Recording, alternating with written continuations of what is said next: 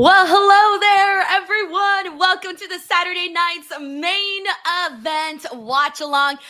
It's your girl, Denise. Hey, I'm so happy to be here. Happy November to everybody. We're officially getting started with a brand new month. So I got that brand new month kind of energy going. I hope you guys have that too. I'm excited for today's show.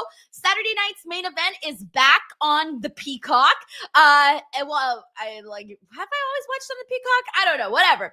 The point is that, well, they've been on the Peacock, but like, what I'm saying is, I hope, like, since it's not, I don't think it's on NBC, the commercials are not going to be like horrible. So let's hope of the Saturday night's main event shows in the past. So I think today's format hopefully is a little bit better than like what we're normally used to and whatnot. But we got 4 matches today, 2 hours, which means that is plenty of time to give us some good depth in each of those matches. So let us hope for that. But also I want to thank Mictaru here, by the way, for getting the party started. As always, Mictaru says happy 9 months as a I can't speak today. DW fucking O member, and so happy, Mictaru. Thank you so much. You've been an incredible person and so generous here on this channel. So thank you so much, Mictaru, for that and for being here and supporting and always just bringing so much positive energy. I love seeing your name pop up on here. It's always a good time. So thank you so much, Mictaru, for getting the ball rolling up in here. We're under a minute away from the show beginning. As soon as that gets going, I'll get the audio going. We got Uncle Donk in the building. What up, Uncle Donk? He says, good evening, all. At least I can watch the first hour of Saturday night's main event that I'm on to the World Series Game 7. Please pray for the Jays. So nervous. So, guys, that's another thing. I know that the second hour of this show is probably going to lose some interest for people because in an hour is when the game begins. And obviously, you guys know I'm out here from Los Angeles. So, like, it's a big fucking deal, right? And like even yesterday when I was trick-or-treating with my little cousin at around the neighborhood, every house was like throwing parties. Every house had the game on, like big screens outside. So like even if you were trick-or-treating during the game, you could literally watch the game as you were trick-or-treating because of like how many people were watching. All right, show's about to get started. And then also like the second the Dodgers won, it was like boom, boom, boom, fireworks everywhere. So yeah, it's one of those things where obviously it's a big deal here in my neck of the woods for sure. All right, let me get the audio up. We're about to get started. And 1 second. Where's the button? Oh, there it is. Now. Couldn't figure out where the volume button was because Peacock button is on the top. And usually Netflix button is at the bottom. So I was like, where is it? Where is it? Speaking of which, my grandma's calling me. I'll call her back in 2 hours. All right. Thank you so much, Uncle Dog, for the love. It is an incredible alrighty, let me catch up here. We got Infamous Raider Loco, who just gifted 5 DWO memberships. Greg, thank you so much, bro. You're always so freaking awesome on these streams. So thank you so much, bro, for all of the love, all of the support. Also, I got my Tiffy Time. Oh shit. Okay. I got my Tiffy Time shirt today, so I'm really excited about it, guys. I really love this shirt. Like, isn't it so cute? Look at this. He'll lose the championship. I really like this shirt. And I figured, okay, well, Tiffany has a big match today, so I might as well represent for our girl Tiffy, even though I really like Jade too, but I don't got a Jade Cargill shirt, so we'll just have to do with Tiffy. Oh wait, she got Penta. Okay, why does Penta drinking coffee in front of a fireplace the funniest shit ever? Every time we see Penta like do anything that's like casual and normal is really funny to me because like he's doing it while he's in the mask, you know? Like when he does the Cricket Wireless commercial and he's on his phone, it's just so funny. I don't know why, it just is. We got Infamous Raider Loco Coco, who says, what's up, my fearless leader in DWO? Let's effing go. I'm good with Jade or Tiffy and can't wait to see what happens. Drove 40 minutes to get my favorite pizza. I'm ready for Saturday night's main event. Oh, bro.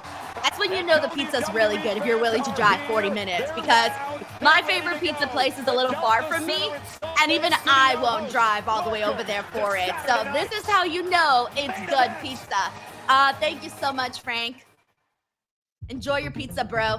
We got Taylor Cannon here. Says, hello, Denise and DWO. Just like any other Saturday I like this video package already. I'm like, it already looks different from anything we get. Taylor Cannon says, hello, Denise and DWO. Hopefully tonight's show's a good one. Also, just got Natalia's book. Looking forward to reading it. Taylor, yes. Oh, yeah, you'll finish it, like, pretty fast. It's a really good, quick read, but it's also, like, very fun. So I can't wait to hear your thoughts on it. Thank you, Taylor. We got Mictaru. He says, DWO Pete's, let's get the Saturday night's main event party started. Hello, DW Queen. Hope you're having a great weekend, and I can't wait to see what will happen tonight. My pick for World Heavyweight Champion is CM Punk.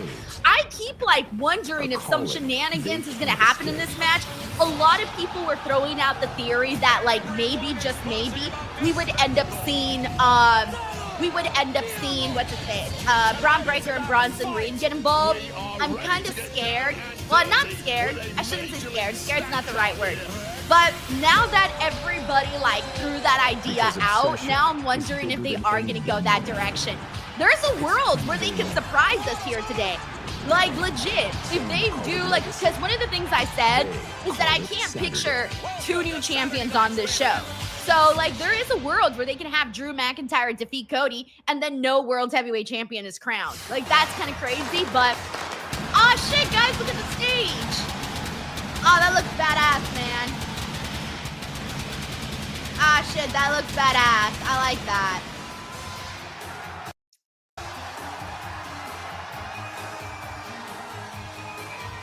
Also, my peacock is a little funky, but, all right, cool. I was like, oh no, you better not crash. Oh man, I hope we have a good crowd today, guys, because we need a good crowd today. We've been having a lot of, like, not so great crowds.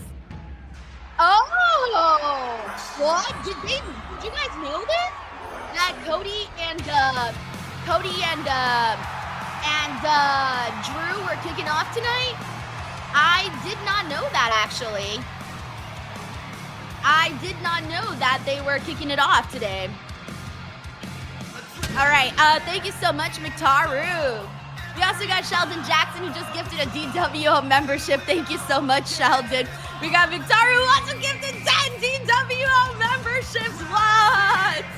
What is happening today, guys? Thank you so much. I'm a little bit, like, blown away. That they were kicking it off with this one here. Oh. Sorry, I really meant to say oh. I didn't actually miss the whoa. I was saying oh because I was surprised by this. We got John Taylor in the building who says, got an hour to burn before game 7, so might as well hang out with the DWO. Love the earrings, please. I'll call Abuela back. All right, so guys, the earrings that I got today, can we please shout these out? They are like pink, it's a lollipop. The lollipop earring. Yeah, I like really tacky earrings. It's like my thing. The tackier, the more I like it. It's a thing. I can't explain it. I've been like this for a long time. So, like, these are very tacky earrings, but God, I love them. I love shit like that.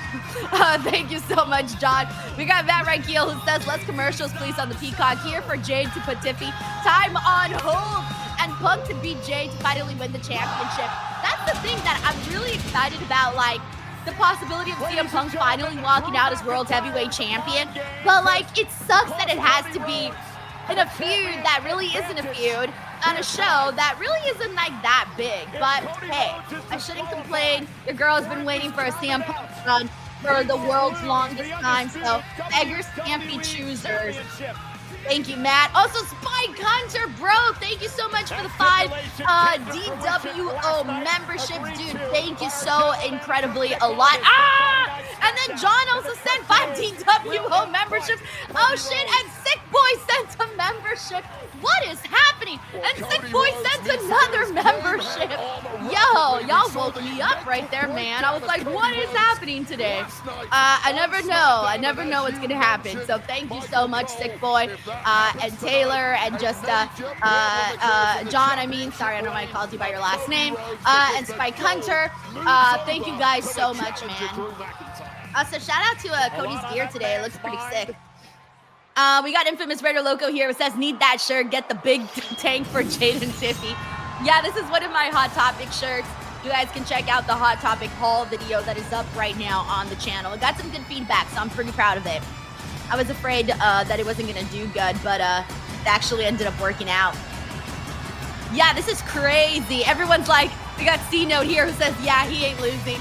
With Cody Rhodes opening the show and Drew McIntyre, I mean, I don't know what this said. Granted, remember they main evented WrestlePalooza and everybody was like, why? Is something gonna happen? And then nothing happened and everybody was like waiting for something to happen. So maybe they learned their lesson, I don't know.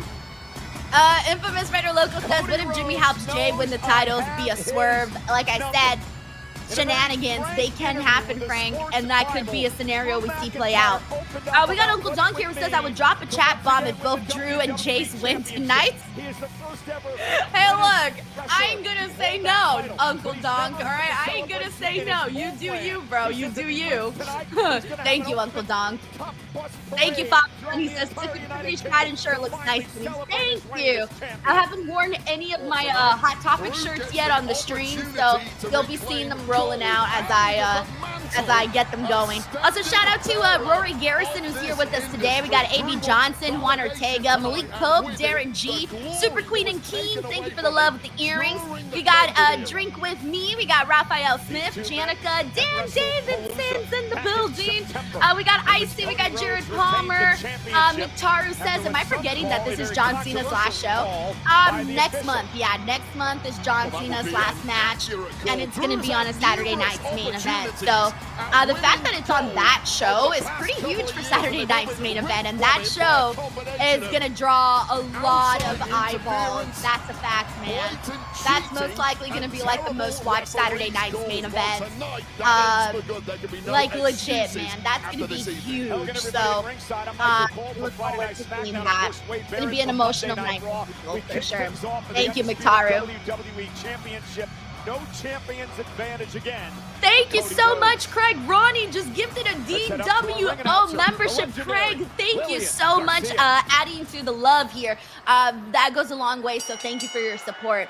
We also got Tracy WV in the building, says 22 months DWO member. Cody opening makes me nervous about Jay. Yeah, I don't know because, look, if they want to surprise people, they can on this show, guys.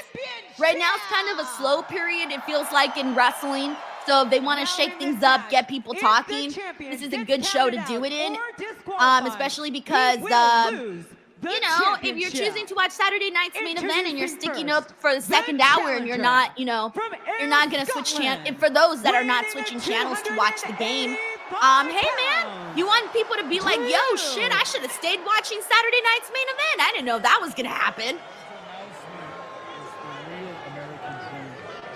Oh, yes, I like that Drew's doing this. He called out Cody Rhodes on SmackDown and said he's the real American Dream. American Dream. I kind of like that Drew's doing that. Look, I detect no lies from Drew, and I say this all the time, but bro makes a lot of good points for himself. From Atlanta, Georgia. And it's going to get under Cody's skin, who already seems a little bit like a loose cannon. But again, shout out to Cody Rhodes' gear today. It looks really cool. Champion, the American Nightmare, Cody Rhodes. But back to what Tracy was saying. Tracy, I know you love Jay. I don't know that I see Jay winning tonight, but who knows? That could be a surprise. I mean, I'm so dead set on CM Punk winning that, you know, I could be wrong. Thank you, Tracy. Dusty Rhodes. We got Guitar Junkie. Guitar Junkie, thank you so much for the love. He says WWE should go old school Saturday night's main event and have bobbing for apples contest backstage. Who do you think would be like really great at bobbing for apples? That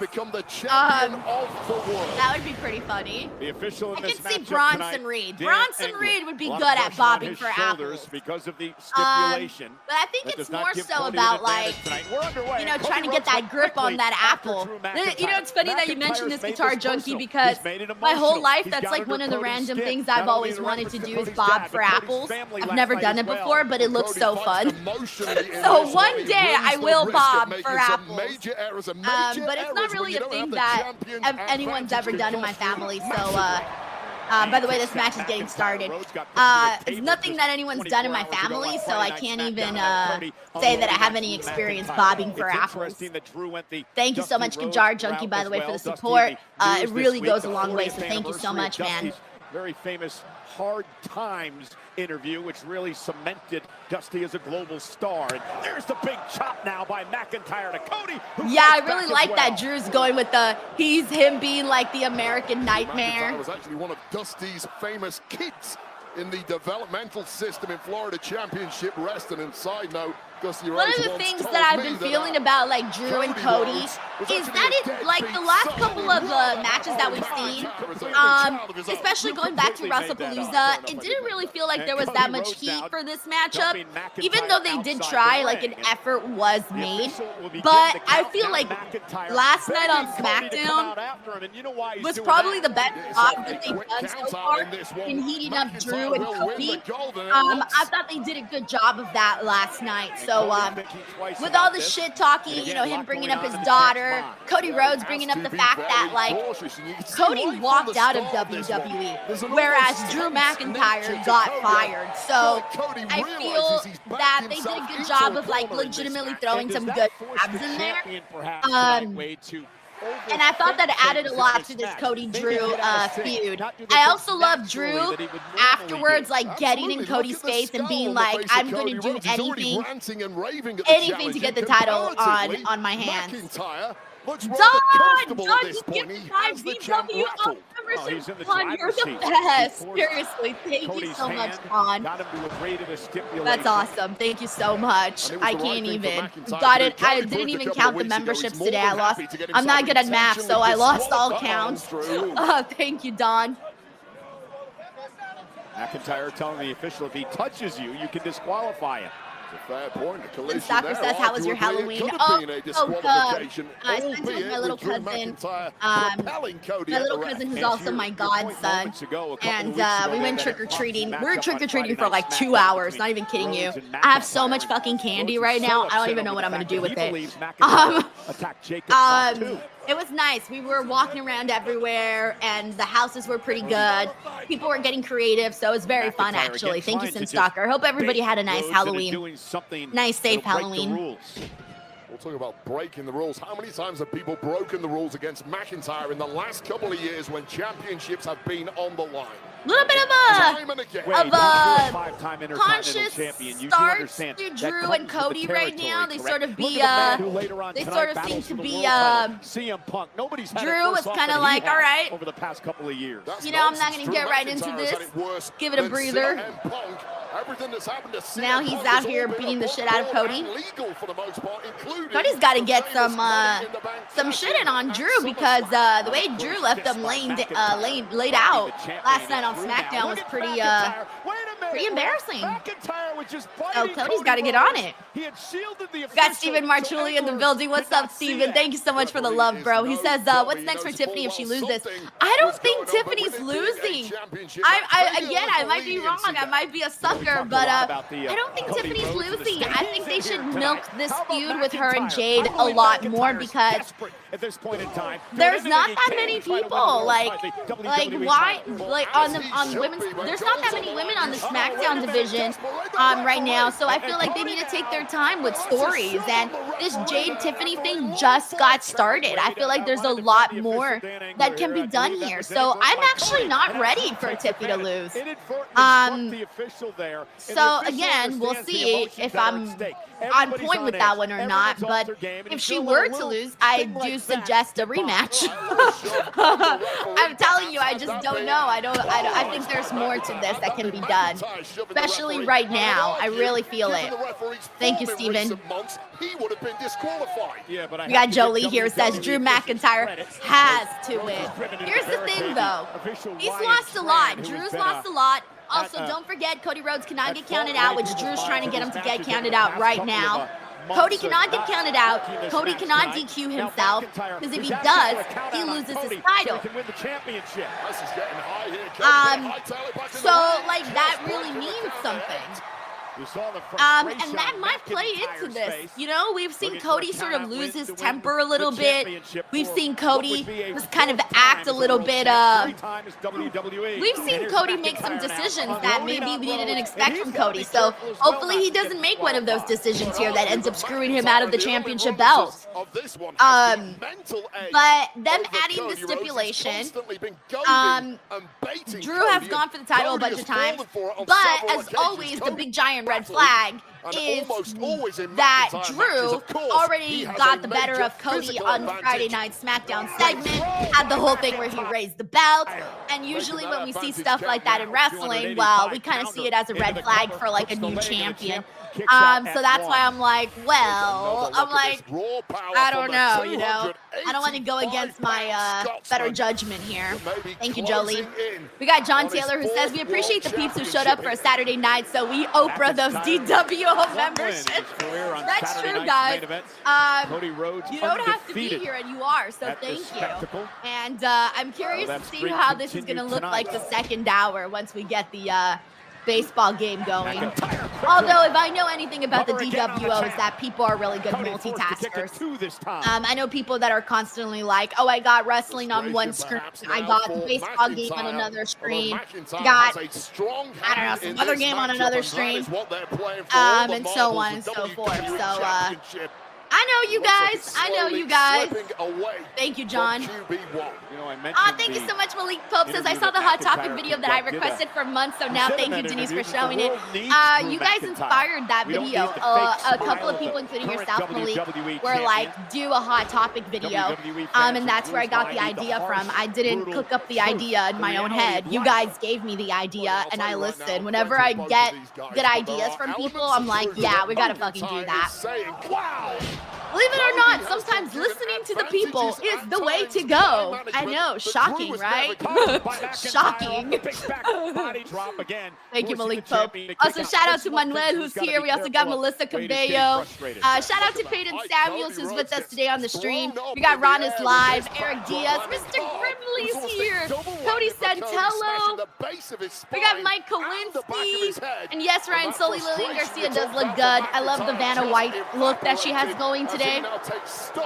What the hell is Drew McIntyre doing with his face? He's doing like this weird facial expression. Also, Mr. Grimley gifted 10 DWO memberships. Mr. Grimley, dude, you're the best, man. Thank you so much. I think we've gotten like close to 30 memberships already, and we haven't even been live for 30 minutes, so that's crazy. Thank you so much, man. You guys know how hard this goes on this channel, so thank you.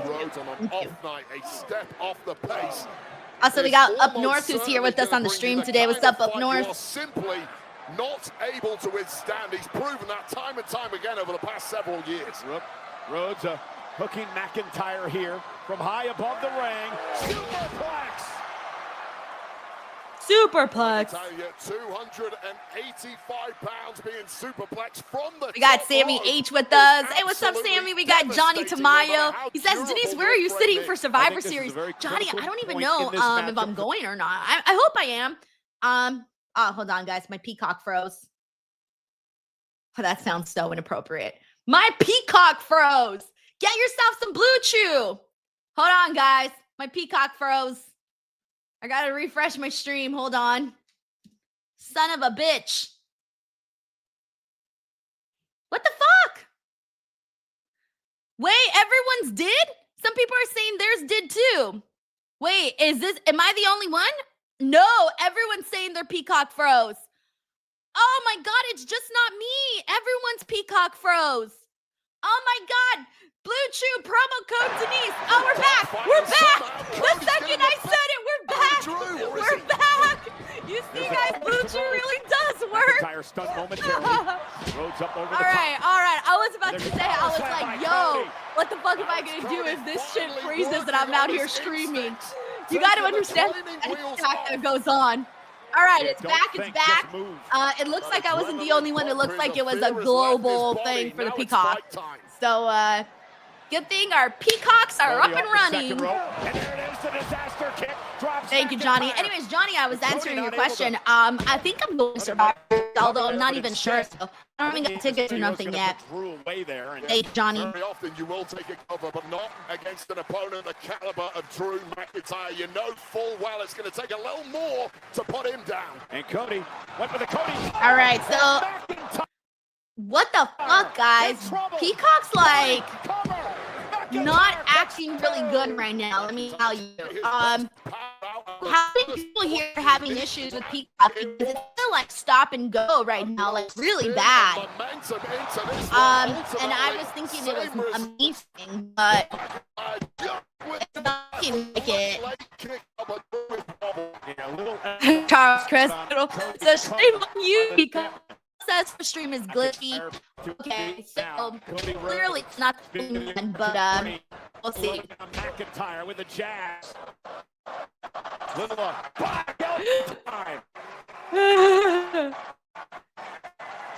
We also got JCWV who says there are no ads on that. It's weird now, fair. We're so used to seeing like so much ads that now it looks like clear-faced ring right now. That is a huge part of what makes McIntyre so devastating. He's obviously big, he's obviously strong, but it's that rapid Thank you, Tracy. that guys his size simply are incapable of matching. Just puts Drew on a whole different tier when it comes to the true. All right, guys, hold on. So people are telling me my stream is glitching. All right, so then that's a me thing. That's not a peacock thing. That's a me thing now. So give me a second while I do that. I'm gonna have to refresh. But give me a second. 1 second. World Championship. The WWE title dragged into the ring by McIntyre. Disqualification. Hey, Cody now. Cody can't use it. Cody, don't use it. Hold on. I was trying to see if Cody was going to use that belt. Nope. Okay. Drew.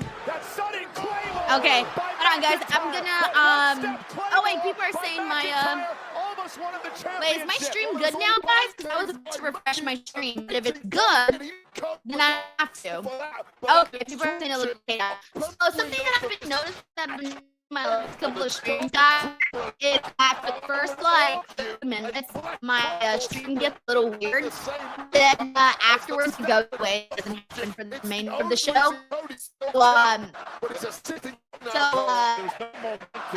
I'm still lagging. All right, I'll refresh. Give me a second.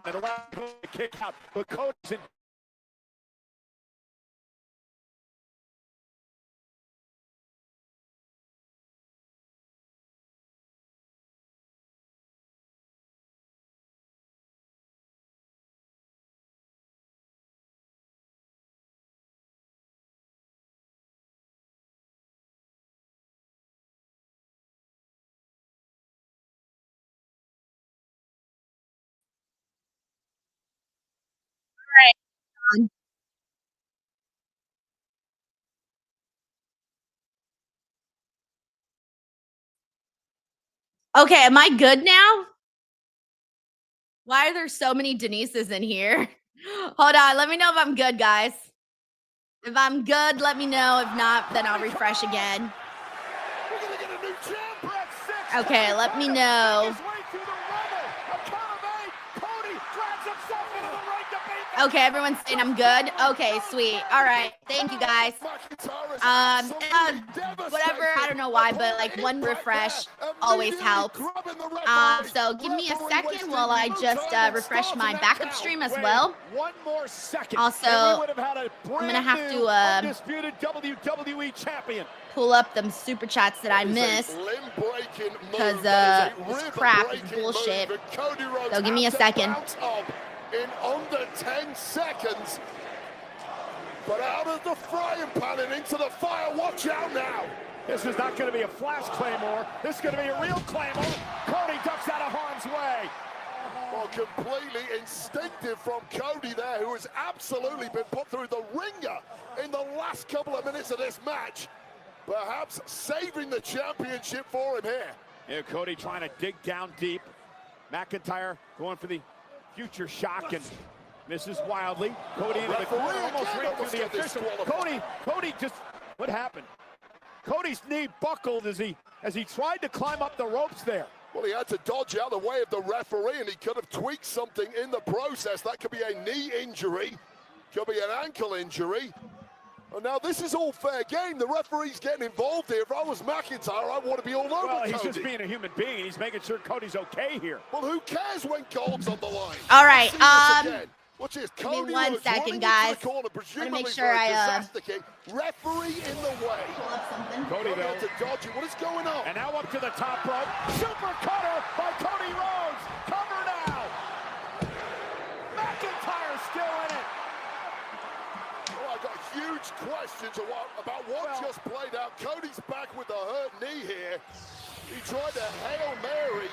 This is the one he actually connects with. He tried a couple of seconds earlier and injured that knee in the process. McIntyre with a late kick out, but the question for me now is, what condition is the knee of the champ Cody Rhodes in? Well, Cody. All right, so this is starting to get a little bit better here, so that's good. Move, that super cutter weight. Cody realizing he's in trouble. Isaiah says they're showing it for free on YouTube. What? There's no way. What? Injured, your leg is rattled. Let me make sure, bro. What are you talking about? Let me see what you're talking about here. Let me make sure. Now, Cody. Because I was about to say, if they are, my ass will go there and watch it. With a kick to the face. Nice reaction kick there from Drew, but no. They're definitely not. And now McIntyre. No, they're definitely not. I was about to say, there's no way. I'm like, why would they be showing it on YouTube? There's no way. Well, McIntyre didn't see the official. Oh, yeah. If you're outside the U.S. Oh, yeah, Jay. I'm sorry. I forgot about that. Oh, yeah, because you guys don't have it on Netflix. That is so true. Oh, I completely forgot that. Dawn, yes, VPN on YouTube. Okay, if we keep getting like this shit feed on Peacock, then I will switch over to YouTube. Oh, I completely forgot that people don't get the Peacock, but the US people. Ah, shit. Sorry, guys, I completely forgot. Okay, so Drew tried to use the championship bout. Referee's down. Double crossbody. Both men's bodies. Steve Botar says he's watching on YouTube in the UK. This one. Okay. Doesn't take much to knock the stuffing out of a competitor. Man, I'm telling you guys, this Saturday night main event completely threw me off. Like, I forgot it wasn't on NBC. I forgot how people outside the U.S. watch it. Like, I just, like, forgot everything, by the way. Like, literally everything. We got Crew Kid 52. By the way, I have a couple of super chats that I've missed. I'm going to get back to them right now. I'm going to pop them up in the screen in just a second because I had to refresh the stream. So they look a little different right now, but I'm going to pull them up in a second. Okay, wait, was that on the belt? That was on the belt. Well, hold on a second. And the referee didn't Cody, you bad boy. You're right. Oh, Cody, you naughty. Cody is naughty. You naughty little American nightmare. Now the official has come to. And Cody Rhodes with a crossroads to McIntyre. All right, I think this is the, he's gonna screw Drew. And Drew has been screwed. Drew's right. There is a conspiracy against him. And also, Cody literally won like this. Hey, that's pretty questionable about Cody's character. Maybe, maybe not. I don't know. What do you guys think? All I know is that Drew got screwed, and he's going to be pissed, and he kind of has a right to be. He kind of has a right to be pissed off right now. Guys, you know why we're here? Says Dark Side Cody. He was DDT'd onto a championship title. Bro! I was going to say, the Halloween moon came up, and Cody decided to go to his dark side. Also, Crew Kid says Cody high-key yeeted himself off the apron on that table. Yeeted himself is hilarious, bro. Really hilarious, actually. Thank you, Crew Kid, for the super chat, for the support. Very nice of you. Thank you. Shoving Cody in the official. The official was knocked out. Now McIntyre would realize that Dan Angler was down. All right. Also, thank you so much, Emmanuel Gutierrez, for the love. When I refreshed my streams, I lost some of the super chats that came through, so I pulled them up on the back end. So I want to pull them up here. So I want to thank Ali TWD. Ali TWD says, "You're my favorite wrestling platform. Much love to you, Denise from Saudi Arabia." Ali TWD, that is so nice of you to come in here and show support the way that you did. I saw your super chat when it came in, so I just want to say thank you so much, man. That really means a lot to me that you came here to support this channel. Honestly, you have no idea. I don't take it lightly when people say that they enjoy my content or that I'm their favorite content or whatever, because there's a lot out there, so if I can contribute in any positive way, I am very thankful for that. So thank you so much to Ali TWD. We also got King Michael Gang 123 here, who says, "Hey Denise, hope you're doing well. Let's go, Tiffany!" Yeah, I also do think Tiffany's gonna get that win. I'm telling you, I want them to do more with Tiffy and Jade. Although I know some people might see it also as, like, you know, cutting the legs from underneath Jade Cargill. So that could also happen. We also got Infamous Raider Loco, who says, "Oh yeah, we all know about Wrestling Logic. Saw Mini Break her 23-day streak yesterday crashing out. LMFAO. Wrestling Logic can get the better of us." It does. And honestly, when you get stuck to seeing things get done a certain way over and over again, you're gonna know these things by now. You would think that by now they'd switch it up to try to tell us something a little bit different, to try to tell us a little bit of a different story. But they don't kind of switch it up. So when you stick to the same formula, it does become a little bit predictable. Alrighty, thank you so much to Infamous Raider Loco. We also got John Taylor here, who says, "If you don't want your peacock to freeze, Blue Chew promo code Denise." Amen, bro. Let's not get that peacock freezing out there, guys. Thank you, John Taylor. All right, cool. So now I can thank you so much to everybody. We got Sick Boy here, and I can take this off now. Now I'm all caught up with the super chat, so we're good now. We got Sick Boy here, who says Cody is leaning into Homelander persona. Okay with it. A lot of people have been asking for this, honestly. A lot of people have been feeling like they were sort of bored with Cody Rhodes, and I have seen a lot of people say that. So the fact that they're shaking things up, they've listened to that criticism, and they are, you know, doing something with Cody to help liven up his character, I feel is the right way to go, especially because so many people have called for it. Thank you, Sick Boy. Tiffany, I just want to make sure that you're okay physically and mentally, all right, for this match with Jade. I want to give you one last opportunity. Nick, enough. I know you're just doing your job, but I'm ready for this. I'm the champion, and I want to defend my title tonight, and I'm ready for this fight.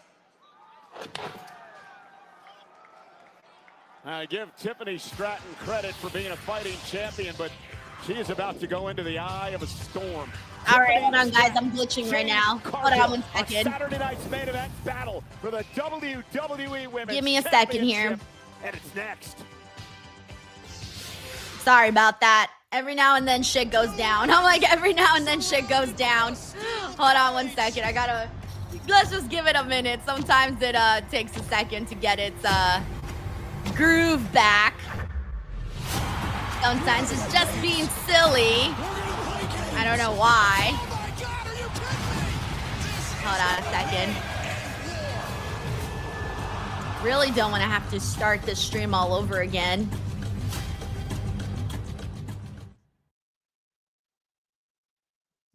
Ah, crap, motherfucker.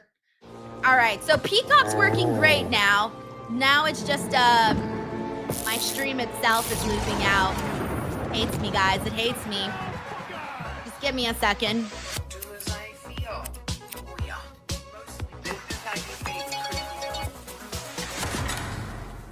Also, I should probably mute the commercials. Ah! All right, hold on, everybody. Ah! I don't know why it's acting this way. Hold on. I'm having some issues. It hates me. The internet hates me today. Oh, God. Okay, wait. Ron Stolov saying the stream is okay on his end. What the fuck is going on, guys? What the hell is going on? If it's working, can you guys let me know? If not, I'm gonna like... I don't know what's happening. Let me wait for your... Someone says it's off and on. Okay, thank you, Samuel. He says, yeah, your stream is cool. Okay, thank you. I don't know what's happening. Also, my recording's not working either. I don't know, guys. It's just one of those days. The internet hates me today. It's just one of those days, so we'll just have to bear with it. Guitar Junkie here says, I guess WWE had enough of Jesse the Body. Yeah, they didn't really, bring him back, which is interesting. I'm not really sure what went down there. Hopefully I liked him on the shows. I honestly did. I did not have a problem with him on the show. So yeah, I'm actually a little surprised he didn't come back. I feel like he does add this like nostalgia, which is always really good to have for these kinds of shows. Thank you so much, Guitar Junkie, for the super chat and for also pointing that out as well. We got Infamous Raider Loco who says it's happening. Get the tank, Team Jade and Team Tiffy. I know. I'm telling you, I'm going to. I'm excited because the match that we saw of theirs last time where they had like Nia Jackson in the one where she got that big scar, that was a really good match. And I felt like they did such a good job with their chemistry. Like their chemistry was really good. So I'm excited to see what they concoct this time around and how that ends up going. So I did enjoy that a whole lot. Thank you so much, Infamous Raider Loco. And then we also got, let me go through a couple more comments, see what everyone's saying. All right, give me 1 second, guys. I'm having an issue with my recording on the back end. So I just need to like message my editor and let him know because it's just not working.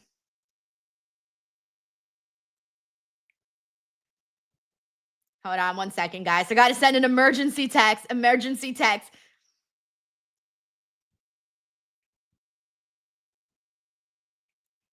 Hold on. Ah! All right, sorry guys. A lot crashing on this end. All right, let me go through some more comments, see what everyone's saying. We got Tony Baraggio here who says Jade will win. Also, shout out to Mateo Ortiz who's also with us. Let's see what else we got. We got Tracy here who says there was some rumblings about his comments towards Priest and others questioning what they are doing. Really? I didn't see that. Oh no. Sick boy, I'm dead. I'm so dead. Sick boy says never good to be having troubles on the back end. All right, we're back on the show. Sick boy, that's it. You win. Comment of the day, by the way. No, never good to have problems on the back end. And UFC. So funny. Oh my gosh. All right, we're back on the show. Well, WWE is all about giving back. Superstars Montez Ford of the Street Profits and R-Truth spent the day at the Utah Food Bank. That is so funny. Tough time for many in our country right now. Yeah, Opinion Mania here says Angry Jade Scarface. Oh, I know obviously I want her scar to heal, but she looks like a badass though. Like I can't even lie. Like she genuinely looks like a badass with that scar. John Wayne Gacy streaming now only on Peacock. Oh wait, does he play John Wayne Gacy? Sure. Comedian, actor, massive star, Paulie here having fun tonight. Tony Hinchcliffe. Oh, boo! And Wade also, the How's that? I'm like, boo! Yeah!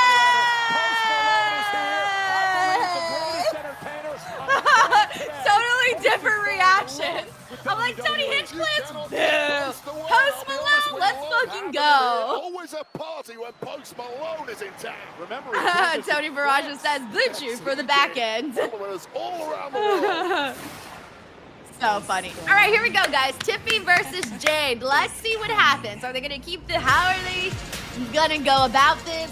How is this match going to go? We're about to find out. Let's see what the lovely Jade is wearing.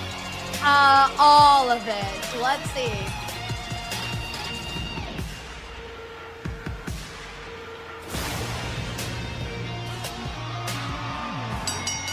The following contest is scheduled for one fall, and it is for the WWE Women's Championship!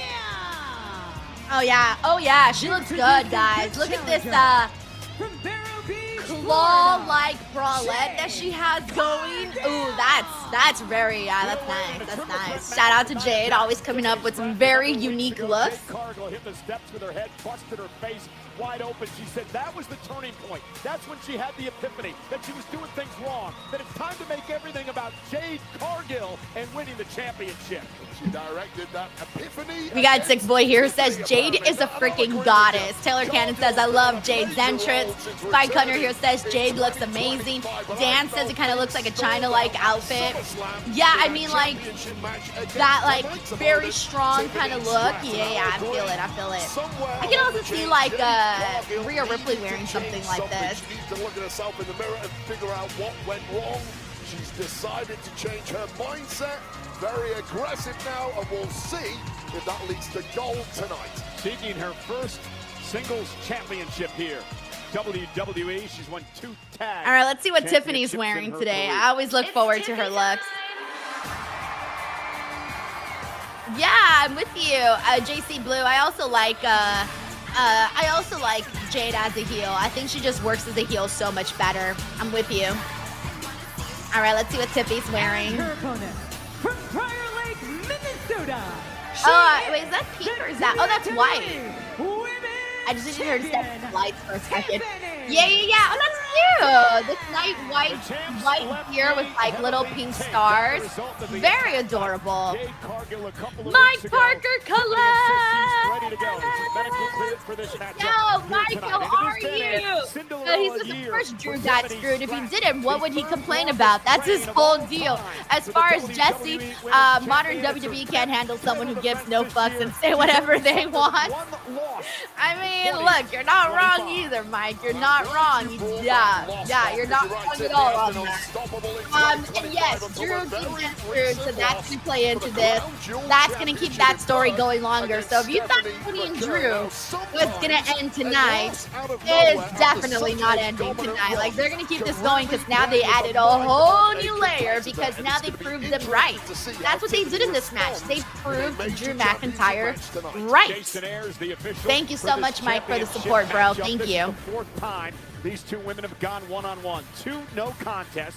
Tiffany, as Wade mentioned earlier, won back at SummerSlam. Also, she defended in a triple threat against. All right, here we go, Tiffy and Jade. And we're underway, and Tiffany going get some good action in here. Jade going to use her power here tonight to take out the champ. And again, landing hard on the knee, and Tiffany quickly shows signs of the knee injury, and Jade's attacking it. Oh, she already got started with some pump kicks. Okay, we're getting right into Jade is ready. Taking wearing the champ down quick. I don't know if that's pride or ego or fighting spirit or what. Shade a mistake. Shades of Bret Hart in that move moments ago. And now a powerful choke slam delivered to Stratton. Okay, so Jade's going into this. She's starting off dominant. Well, what an attack it's been. Clearly the bullseye on the knee. Jade stacked the deck in her favor a little over a week ago with that. We got Cameron Carroll here says, I'm calling it. War Games Team Tiffy versus Team Jade. I don't know. I mean, I was so off on what I thought the Women's War Games match was going to be. I originally thought it was going to be like Team AJ Lee versus Team Becky Lynch. But that was so long ago now. That was when they had their feud going.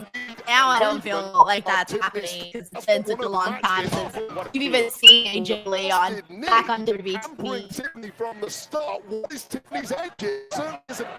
But now I think probably going the direction of like the Kabuki Warriors, the Kabuki Warriors, and like Bailey and Roxanne and all the girls and Lyra and Cal and everything they're doing there.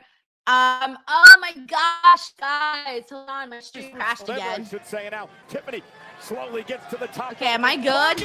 This stupid ass stream is driving me crazy today. Robo Denise is back, says Matthew. All right, just give it a second, guys. It goes away at some point. It goes away at some point. It'll come back. It'll be fine. It just comes and goes. It's being a little brat today. That's what's happening. My stream is misbehaving today. Doesn't want to behave well. Champion's advantage in this match. Jade's got a pin or submit Tiffany in this matchup. I'd argue that Jade Cargill has a massive advantage by virtue of the fact that ouch, is physically hindered. We got Larice Johnson here who says Drew McIntyre got screwed again. I hate Cody Rhodes. Cody Rhodes cheated again. Cody Rhodes is a cheater. Hashtag justice for Drew. Larice, I'm with you. The fact that Cody Rhodes treated him like the way that he got like the way that he got treated today and what happened to him today, he should be mad. He got screwed. And no, this is how she injured Tiffany in the first place. Yeah, like this is going to add a whole other layer now to this Cody Drew story, man. Going to her eye. That's what turned this all around. On the steel steps it up. Tiffany, she drops Jade. Damn, tripping Jade right into that. Thank you, Larice, for the love. And I'm sorry, Cody screwed your boy Drew. Forehead first into the corner of the steps went Cargill. And you got to give Tiffany credit climbing up to the top rope. And again, Jade Cargill meeting her there. Again, the speed and agility not there for Stratton. Yeah, when you're physically this hampered, it has to be the speed of thought that gets you through this. We know Tiffany is gritty. Jade's got an opportunity. Tiffany's got an opportunity. Top rope now. Jade's in trouble. Nice, Swanton. Tiffany quickly into the cover. No. Jade powers We got a Marshman here that says, how did Drew get screwed? He brought in the belt. Yeah, but Cody used it. Still used it. Referee didn't see. He still used it. At the end of the day, he still used it. Because Drew's plan was for Cody to use it, but for the referee to see it. But the referee didn't see it. So Drew got screwed. Follow that offense. She has no pace to her whatsoever with that hampered knee. And now Cargill with Stratton on her shoulders. And again, the power of Jade Cargill. Cover on the champ. Tiffany again survived. The eye of the storm. We got Chris Robinson here says, I'm watching on YouTube via VPN. Stream is good. Nice. Thank you for letting us know, Chris. The power is a Thank you for letting us know. Also, I'm not talking about the Peacock stream anymore. I'm talking about my own stream. My stream is like bleh today. So technically this one's not on the Peacock. This one's on me.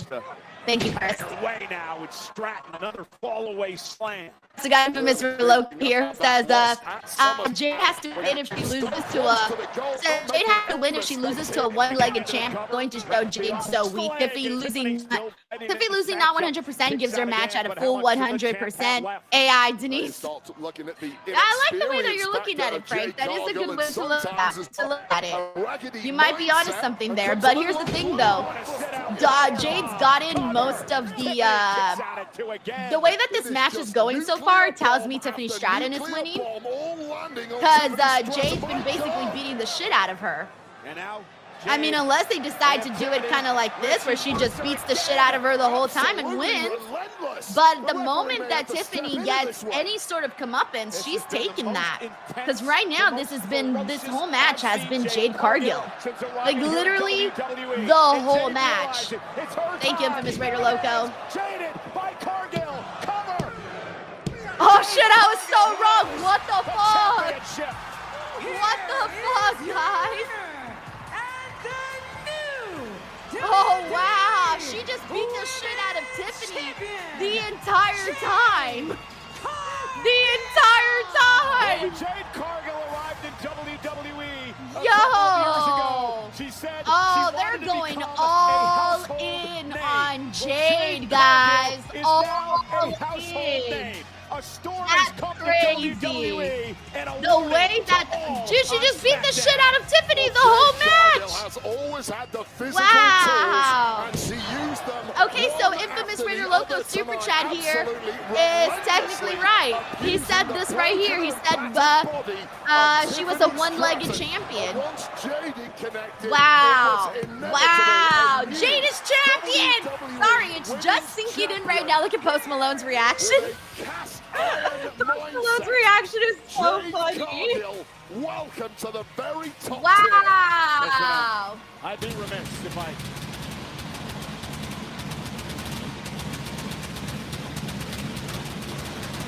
Wow. Didn't talk about the heroic effort of the former champion Tiffany Stratton tonight. Obviously, Wow. nowhere near 100%, That's but crazy. she still defended her title valiantly against Jade That Cargill, is so your new crazy. WWE Women's Champion, and I mentioned it before, Wade. It's everyone like, on what? SmackDown I has can't been believe put it's on happening. notice. Like, that's it. Like, Jade is champion. To take a step back. Wow. Wow. Sorry, I'm still thinking. This is still sinking in for me. Oh, man. We got KLF here. It says short summary so far. Drew got screwed, and hopefully Jade doesn't tonight, and all will be fine. Dude, well, so far, this is this was the, like, here's the thing, like, when I was thinking about, like, any title changing hands today, I wasn't expecting it to be this title. I think that, I wonder if that means that, like, the rest of the titles aren't changing hands. Like, well, the only other one is Dominic's match. Now I'm thinking that one doesn't change hands. Shit, dude, guys, wow, woo-wee! That's crazy. A moment I that can't want, be like, controlled. Jade's character as champion But the is great going to ones, look really good because, again, they she's use it got to that their crazy advantage. persona. They own it. But They've got man, them right. it's just crazy where they seeing want Tiffany them. go out that way. I think that's the part that's kind of got me, where it's crazy to see Tiffany go out this way. Where it was like she just got beat so much that she couldn't fend for herself, like, at all. Like, the entire match was just Jade beating up Tiffany Stratton. That's the part that's got me like, oh shit. WrestleMania You know? Vegas. Thank you so much, KLF. It's anyone's game. Well, it was at WrestleMania 41 in Las Vegas where Dominic Mysterio... We also got Guitar Junkie here who says, I think this sets up Jade to lose to Bianca or Charlotte at WrestleMania. If she loses to anybody, I would hope it'd be Bianca. I wouldn't want it to be Charlotte. I think I would want it to be Bianca. But now that's going to be the thing we are waiting for, is that Jade be... Let me mute the commercial. The one thing that we're, like, going to be excited for now that people are going to be anticipating is Jade and Bianca. So I'm wondering if that's why they also, like, I know Bianca's hurt, but feels like she's just been gone forever. So I'm wondering if, like, this is the story that they return Bianca with, is her confronting Jade, because Jade is now a whole new woman. She's a whole new woman in every sense of the word. She's got this heel persona. She's a champion. She's on top. Being on top is something that Bianca knows very well. She's a former multi-time champion. She's pretty much done just about everything she possibly could already in WWE. You know, multiple WrestleMania matches, you name it. So her coming on here and seeing her former tag team partner basically climb to the top of the mountain, like, that's huge. So the tide has definitely shifted. And now I wanted to see it before, but now I want to see it even more. Guitar Junkie, thank you so much for the super chat. We got Infamous Raider Loco who says, hell yeah, that's my girl. Jade did it. Can't go wrong having the belt go from one of your faves to another. One of your faves wins. Hope little man saw it. Yeah, see, like, I like Jade too. This was a real bad day to wear my Tiffany Stratton shirt, by the way, guys. Like, I chose the worst possible day to wear this Tiffany Stratton shirt. I feel like it's my fault that she lost. I literally feel like it's my fault that Tiffany Stratton lost this match, man. I jinxed Tiffany. Oh my God, it's my fault. I take full blame and responsibility for this. Thank you, Infamous Raider Loco. Let me go through the rest of these comments here. Hey, yo, shout out to D Black who's in here. What's up, bro? We got the guy Chris Robinson who says he's got Penta. I actually kind of think that Rusev can take this win. Rusev doesn't really have much else going on at the moment. I think if he were to become Intercontinental Champion, it would be interesting. Plus, I can see Penta and Dominic feuding longer, but for the Mega Championship instead, and sort of getting Rusev to do the Intercontinental stuff. Thank you, Chris Robinson. Let's see what else we got. We got Luis A here who says Tiffany wasn't at 100%, so I'm not surprised she lost. Let's go through some more. Yeah, Brian Grant. Well, technically, she also lost to Stephanie Vaquer. So this isn't her first loss. It's actually her second. She did lose to Stephanie. All right, let's go through some more comments, see what everyone here is saying. Shout out, by the way, to Lori King, who's with us. We got Tanisha Hicks, who's also here. We got IBN Jones, who says New Jade needs new baddies. Hey, yo, IBN Jones is like, bring on the baddies. Let's go. Where are the baddies at? IBN Jones, I see you. He's like, where are the baddies? I want to see the baddies. All righty. We also got Dan. Let's go. Dan, thank you so much for the super chat. He says, I fell asleep during SmackDown last night. I didn't realize it started at 6 Chicago time. I just saw Jade win the title. Lol. So the show started at 4 today, 4 Pacific Standard Time. So lately I've been noticing that WWE shows have been starting at 4 instead of the traditional 5 p.m. Pacific Standard Time. They've been starting earlier. I actually prefer the 4 p.m. start time. I actually like it better because I'm an old lady and I like to go to bed. Well, I don't go to bed early, but I like to lay there. I like to lay there and watch my own like TV and shit. All right, we're almost back on the show. Dan, thank you so much for the super chat, bro. It means a lot. And thank you. Saturday night's main event goes for the knockout. We got John Dunn who says Shitsnits. Jade can only be beat by God. Sonic Play 64 says, let's go, Jade. Combo tickets on sale Friday. All right, let's go through some more comments. We got Dan Jackson here who says, can't wait to see what Naomi says about Jade's win. Oh, yeah. Oh, she's going to go have a field day on Twitter. Yeah, let me know if Naomi sent out a tweet during the show. And entertainment. So I've been to Salt Lake City a few times. I actually been to that building right there. That building. Okay, it's time for the IC match. It's funny, I actually realized one of the saddest things when I was at Salt Lake City. I was actually sad at Salt Lake City because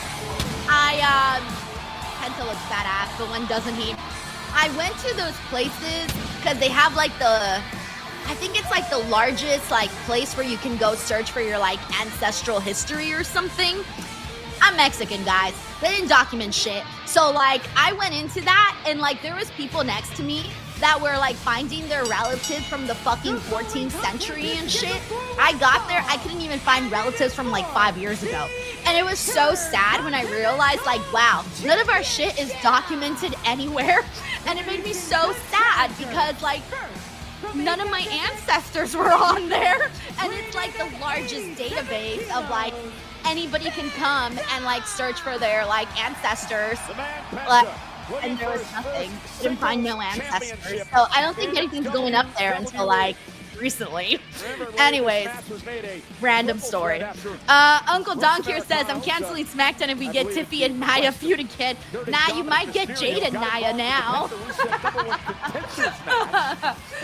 Nia's always there and available, bro. But yeah, I don't want to see Tiffy and Nia again. Like, they've done that shit way too much. I didn't hate it. I liked it, but I don't got to see it again, though.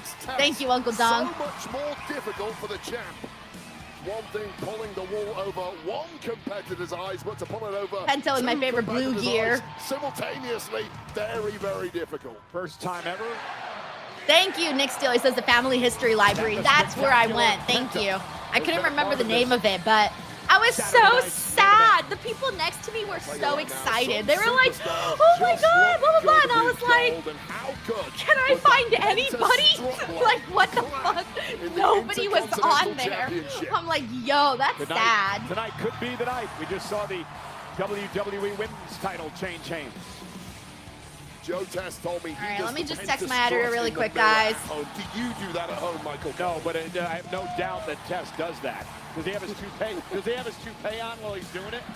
All right, just need to make sure because like my stream, so you guys know I usually have my live stream going and then I have like a recording in the background and like my recording just like whoop, crash, gone, left, exploded on my end. So he had to go, okay, he had to go like a whole different direction to like get my recordings. So yeah, so this is a first here on this channel. Dan says, Denise, don't say you're undocumented right now. I'm not undocumented. I was born here. Believe it or not, guys, there are Mexicans that were born in the United States. Dan knows what's up, but it's a joke. I always say that all the time. Because everyone just assumes, right? Like, Dan knows. He, like, everybody just assumes. So it's like a running joke now. It's sad. It's actually very sad. It's not a joke. It's very sad. They're always like, what? Like you were born here? What? Yes. But no, it did make me sad though because like they don't document anything, and I'm like, yo, like where's our family history? It's just passed along through like stories. It's not like documented anywhere, and I thought that was very sad. Thank you, Dan. We got Guitar Junkie here who says if Penta wins, Denise has to do the Penta dance. Yo, I suck at the Penta dance. I tried doing it the other day and I just did not do good. Like, I didn't do it justice. I don't got enough cunty in me, you know? Got to be more cunty to do it. Gotta be more cunty to do it. Thank you, Guitar Junkie. We got Fredo here who says the Catholic Church did document a lot of stuff in Mexico. Anything before them was pretty much destroyed, though, by them. Oh, I didn't know that. Thank you for letting me know, Fredo. I'm not sure where I can find my family history, bro. Like, honestly, like, past my great-grandma who passed, like, a long time ago, like, I don't even know who my great-great-grandma was, my grandma before that. Like, legit, no idea who these people are. Like, I could have had the most amazing grandma back in the day. No idea. No idea. Like, it's literally just whatever stories were passed along is all I've got. Which is very sad. Thank you, Fredo.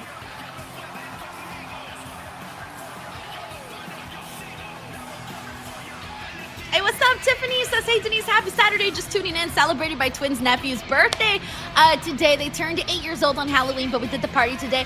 Aw, Tiffany, twins. I love twins. I have twin brothers, so I know exactly the world of twins. They're very fun. They're very fun. They're interesting, too, because they can be so similar, yet so different. Thank you, Tiffany, and happy birthday to your twin nephews. We also got Terrence Matthews here who says, why are they not doing more with Carmen? She's too talented and quite frankly too fine for them not to. Carmen Petrovic? That's who you're talking about, Carmen Petrovic? I feel like she's been doing stuff on NXT. She's just not one of like the top girls on NXT, but bro, it's hard. They got a lot of women on that brand and it's harder than ever. Like you gotta claw and fight and try to like get to the top. And there's a lot of women that got that easy. Like, all right, she's the shit. She's got it all. Let's go. And not because there's probably another girl who's the shit that's got it all. Let's go. And it's going. So it's one of those things where we'll see. We'll see. The dirty dog can be a little crafty, a little underhanded, but behind all the shenanigans, there is a highly King MP95 here says Mysterio needs to be replaced with Sucio. It's funny. It's so funny. Stat guru John Chick back in Stamford, Connecticut, telling me earlier today that this is the 16th time. Also, thank you so much for this. This is pretty cool, Kaya put about your last name, Belcher. Last name's Belcher. Grew up in an unincorporated town called Belcher. Population 250. It used to be Belcher Plantation, French. Hey, yo, I like that. That was HBK beating the British Bulldog. And meanwhile, Rusev and Penta looking to take out Dominic Mysterio. First man to get pinfall or submission wins the Intercontinental title. Reese also says yes, twin brothers, 2 sets of twin sisters. Oh, shit. You really know twins. Damn. Thanks, Reese. All right, here we go. This match is starting. And Penta is working. And Rusev with a drop kick. The uber-athletic Rusev into the cover, and Mysterio saving his championship there. Well, Dom's effectively had 3 defenses against these two over the past month. of the month of October, I should say. Yeah, it's November 1st, Wade. Very true. Clocks To go keep back. up. Clocks go back. Ah, look at the power. One arm. Oh! Rusev ragdolling Dominic. Dom trying that head scissors there simply didn't work against someone as strong and as fresh as Rusev, who's now highly motivated to snap the champ in half. Does Rusev ever smile? He might smile if he wins gold, but I would argue it's been several years since I've seen him do so.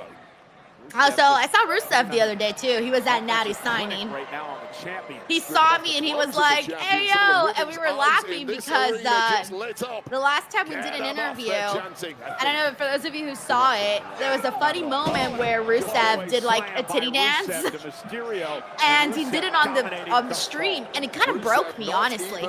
Like, it broke me to the point where I forgot my next question, and I was like, "Rusev, I don't even remember my next question anymore." So we were laughing really hard about that, about the titty dance. Keep an eye on that man at all times. He's a nice guy. He's a nice guy. I like Rusev. And now Penta gonna fly. Oh, there goes Penta. God, I love Penta's blue gear, guys. It's like, it hits as good as crack. One way of slowing Rusev down. And now it's Dominic Mysterio who's going to deliver a suicide dive to Penta. That's a little message there from Dominic Mysterio. All right, we got Matt Rakiel who says, very minimal commercials on the YouTube. The first Saturday night's main event of 2026 is in Montreal 1 week before the Rumble. Oh shit, 1 week before the Rumble? I didn't even realize that, Matt. That's so close. Ugh. I don't like that. I don't like how close it is to a big show, you know? Because at least this one, there's 2 weeks between... No, I'm sorry. There's 3 weeks between now and Survivor Series. So I don't like the idea of doing a show so close to each other like that. It just gets weird, you know? Thank you, Matt. Penta wins gold tonight. We got Ledwin Bowden. Hey, what's up, Ledwin? Right there is vintage Penta. He says, what do you think of how over Dominic and Grande Americano are in AAA? I'm not surprised, man. I'm not surprised. Whenever you got somebody that's, like, for Grande Americano, when you got somebody out there speaking their language, speaking the language for them, that's going to get over with people. They're going to laugh about it. And then, like, Dominic, the way that he's acting, he's getting such great reactions, dude. Honestly, it's probably, like, the best thing that could have happened for him. Because that's going to... Oh, shit, that little kid got hella stuff by Rusev. Did you see that little kid was like, ah! Rusev He now was like, sending Penta into the steps. oh shit, that was funny. Lumbar spine absorbing. Usually you don't see kids get scared like that anymore. Usually they're like in it. But nah, that little kid was legit terrified. He was like, oh fuck, this wrestler is looking at me. And Rusev's pretty scary, especially if you're a kid. You're a little boy and you're seeing Rusev, fucking bald dude with a big ass beard, meaty and shit. You're gonna be scared. That was funny. Ron Live is at Alameo. That kid's gonna have nightmares for real. The best part too was I saw his little friend or brother or cousin or whoever was laughing at him. That little kid is gonna get hella roasted for that by his little friend.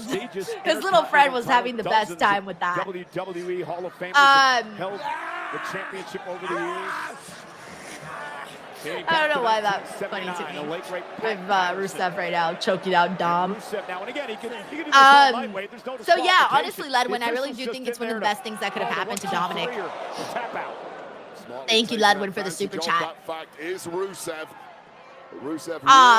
also says has no ancestry information. I'm with you, bro. With you. That's why it's important now to ask those questions to your family members, you know? Rusev was going to be nice to check. Wow. Drop toe hold by Dirty Dom. Going to steal another one out of his father's playbook. Nope, he got him. He got the 619. He said, no, not today, baby. Not today. Too strong. Not on Rusev Day. Great reactions from the big man. And Rusev. Oh, here we go. Here we go, Cole. Looking to lock the accolade in on Dirty Dom. If Dom taps out or gives up, and Penta said not today. We got Fredo here who says, do you think we'll ever get Penta Escudo Dark? I could see a main title feud with Dom pushing him into the future. I hope so, because Penta Escudo, when he did the last time we saw it in AEW, was really fucking cool, actually. Really fucking cool. That would have actually been fun if they did it today, even if it was just for like a Halloween thing, you know? But anyways, no, yeah, I think it's possible. There's a lot still that needs to happen with Penta. Singles title run, the point whenever he finally reunites with his brother Ray, whenever him and Ray win the tag titles. Like, there's a lot that's still up and coming for Penta. Penta smells victory. And tonight of championships and Saturday night's main event. So a shout out to DJ, Fred Dixon, Race Pierce, Dave Ramirez. Dave says he likes that Ludwig speaks Spanish. Me too. I find myself paying close attention to his Spanish because I like the way I want to hear him, how he pronunciates things. Oh, Rusev, who delivers a kick to the back of the neck. And now the power of Rusev. Down goes Penta. Cover to win the championship. Penta kicks out a near fall for Rusev. Rusev is just a wall of a human being. Hey, what's up, Adrian? We also got Fernando Perez who's with us. We got Ryan Evans. The pace and movement of Penta, get him grounded. So Stacey, can you upload the Braun Breaker interview? Nah, bro. The last time I uploaded a Braun Breaker interview, I've uploaded 2. And one of them, everybody was like roasting me, and I'm like, yeah, you know what, fuck that. I'm not posting it anymore. People were like mad, and I'm like, you know what? I'm done with y'all. You worry about the mindset of Rusev, though, at times coming unglued. Let him. He won't get disqualified. It's that's just his, you know, he just has that personality. Like in his interviews, he's just like that. But every time you like, if you haven't seen Braun Breaker interviews and you watch like your first one, chances are you're gonna think that like he hates whoever he's being interviewed by. That's just his personality. That's just how he is. But a lot of people don't realize that unless they've seen Braun Breaker interviews. But yeah, my first interview with Braun, I never posted it. My second and third, I did post. Really ugly landing. And wait up, behind the referee's back here. Dominic with a steel chair tosses it to Rusev. All right, Dom trying to play some games here. And the official's like, Dom, what are you trying to do? There's no disqualification. He doesn't. Rusev's like, bro, it don't matter. What he's doing here. Well, Dirty Dom just fell on his own sword, scratched from the playbook, but just in the nick of time, booting that chair was Penta. He used Rusev as a springboard. I think Rusev's gonna. Is Rusev gonna like? Rusev. No. Okay.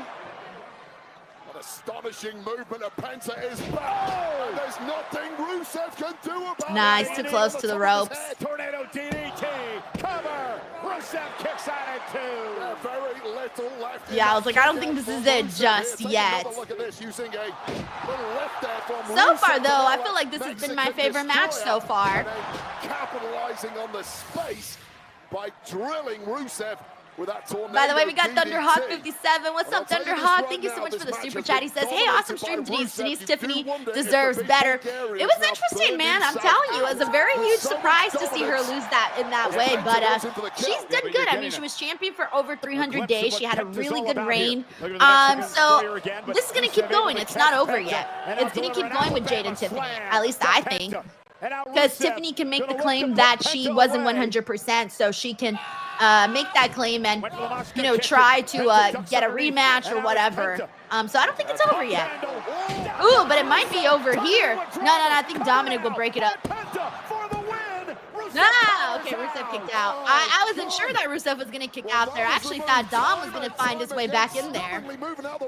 Thank you, Thunderhawk 57. This Penta driver that we saw him with so many matches earlier in this year with, and now boiling over with frustration is Penta, who thought he had gold in the bag. Both men down. Dominic's out of the equation. This is for the Intercontinental Championship. First man to gain pinfall or submission will win the title. Well, this one has swung back and forth, but now the wind in the sails of this Mexican phenom that is Penta. Yeah, you feel like the momentum shifted. It could be Penta's night. No! Ooh! Rusev off the Mashka kick now. Stop to the back. Accolade time. And Rusev could be closing in. Oh, no. He didn't have to tap. No, wait. He didn't tap. No, he didn't tap. He didn't tap. I think that was Dom's doing. He didn't fucking tap. Wow. What the fuck is this? I'm not sure. Hand the camera. Who's over there ringing the bell? I think it's Dom's doing. As well. I guess the timekeeper, maybe he got a bit overzealous here. Well, Rusev thinks he's got... There you go. It's all Dom, guys. They couldn't get to the camera faster. Oh, God. Dirty Dom. Okay, so the match is not over. Keep the shit The match going. is still going then. Keep the match going. I wonder if Penta is gonna... No, never mind. Penta was about to tap out, and he's still got the hammer in his hand. Yeah, Rusev, though, blocked Dominic. So Dominic pretty much screwed Rusev there by because they're gonna claim, he's gonna claim that like Penta could have tapped right there and that would have been his victory. We got Manuel here who says Dom is a genius. I mean, he distracted Rusev, that's for sure. He found a new way to get at him. Because remember, there was a couple weeks ago, he tried to outsmart Rusev, but Rusev was like, nah, I got, like, you're not gonna outsmart me. And then he kind of did it again today. The story of the Dirty Dom reign is chicanery at its finest. Admire the mental powers of Dirty Dom, who is still clinging onto his reign. Going for his hammer. And Dirty Dom, who's used the bell hammer to his advantage recently. Hammer time. And we know there's no disqualification here. Dom's in big trouble. Ah, he got Rusev. Rusev. Dominic sends Penta into the post. Oh, so now Dom's gonna pin Rusev. Dom's gonna retain. Hammer, and now Dirty Dom with a frog splash. Yeah, it's over. 1, 2, 3. Dom retains and he is still double champion. All right, that's where we're at, guys. That's where we're at. We got Guitar Junkie here. It says lie, cheat, and steal. Flipper Fro says Dirty Dom's not played around this time. Again, Wade, I've got to give Dominic Mysterio credit. He somehow... we got the Kyle Put who predicts it's going to be Dom versus Cena. And win. That would be crazy. But what, can you imagine, like, what an opportunity that would be for Dominic Mysterio? Like, seriously. But I don't think it's gonna happen. I just don't see it, guys. I don't see it. But that is the match that people want to see. Like, the fans want to see it happen. I just don't see it. I don't see it. Chris Robinson says, can you check on that poor kid? I know, right? A little kid's, like, internally, like, still shaking, probably. Accolade applied, bell rung. We got a new champ, or do we? This is great strategy by Dom. You explained it the right way, Wade. We got Larice Johnson here who says Dom is my favorite WWE superstar right now. Hey, he's been pretty fun. I wish he had more matches though. I think the Judgment Day stuff is holding him back. But aside from that, I do think he's done a great job. I love the stuff that he's done on the AAA side of things. Ever since that whole partnership, not even partnership, that whole ownership began.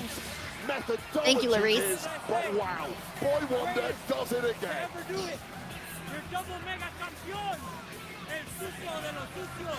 I love that name, El Sucio de los Sucios.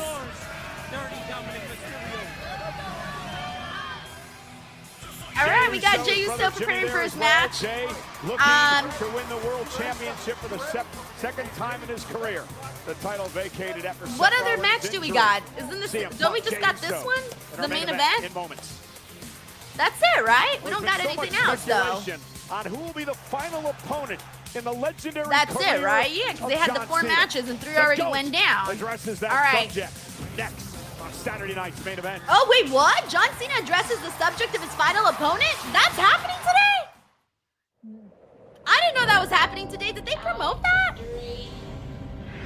Guys, I didn't know that was happening today. Because that's what I was looking at. That's why I was asking you guys. I'm like, did they add a match when because I fucking took a nap today. So I'm like, did they add a match while I was fucking taking a nap? Because there's 40 minutes left on the show. And I'm like, maybe they'll give them the main event 40 minutes. But I'm like, I don't think CM Punk and JEY USO are going to go 40 minutes. So I'm like, what else is happening? And they just promoted the John Cena thing. So that is new. Okay, that is new. Okay, we got Fredo who says, that's wild. Lewis says, wait, what is happening? John Cena apparently is going to address his final opponent. KJ says they never promoted him. Let's see what else we got here. Tiger Claw says this is going to be a great Instagram video. Yeah, because everyone's probably watching the game right now. They had no idea we're going to find out John Cena's final opponent.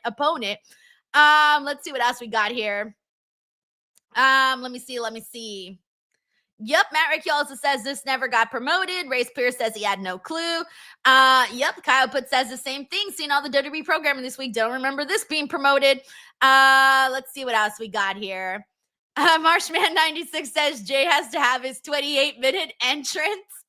Yeah, that's true. We're going to get like 2 rounds of yeets right there. So you're not wrong. So a shout out to Michelle Fairfield. It says 4 letters, 1 word. Yeet. Oh man. Louis says they're changing it up on us. I don't know, guys. I'm just here. All right. You know what? Whatever happens. Whatever happens. The Coyote says, why would you not advertise this relentlessly? I guess he wanted to surprise people is all. Which is kind of good, right? Every now and then I like surprises. I'm with it. Bring me the surprise. Let's see who it's going to be. Let's find out. We're going to find out pretty soon. All right. Also, shout out to Isaiah56. We got Crazy's B Driver who's here with us too. Let's see. JJ here says, what's up, Denise? Hope you're having a good weekend. I'm feeling good, honestly. I'm doing good, feeling good. Can't ask for anything more, man. Thank you, JJ. By the way, we also got Ken Wasaki Moore in here, Tiger Claw Gaming. Hassan Batla says he's got $20 on Roman Reigns.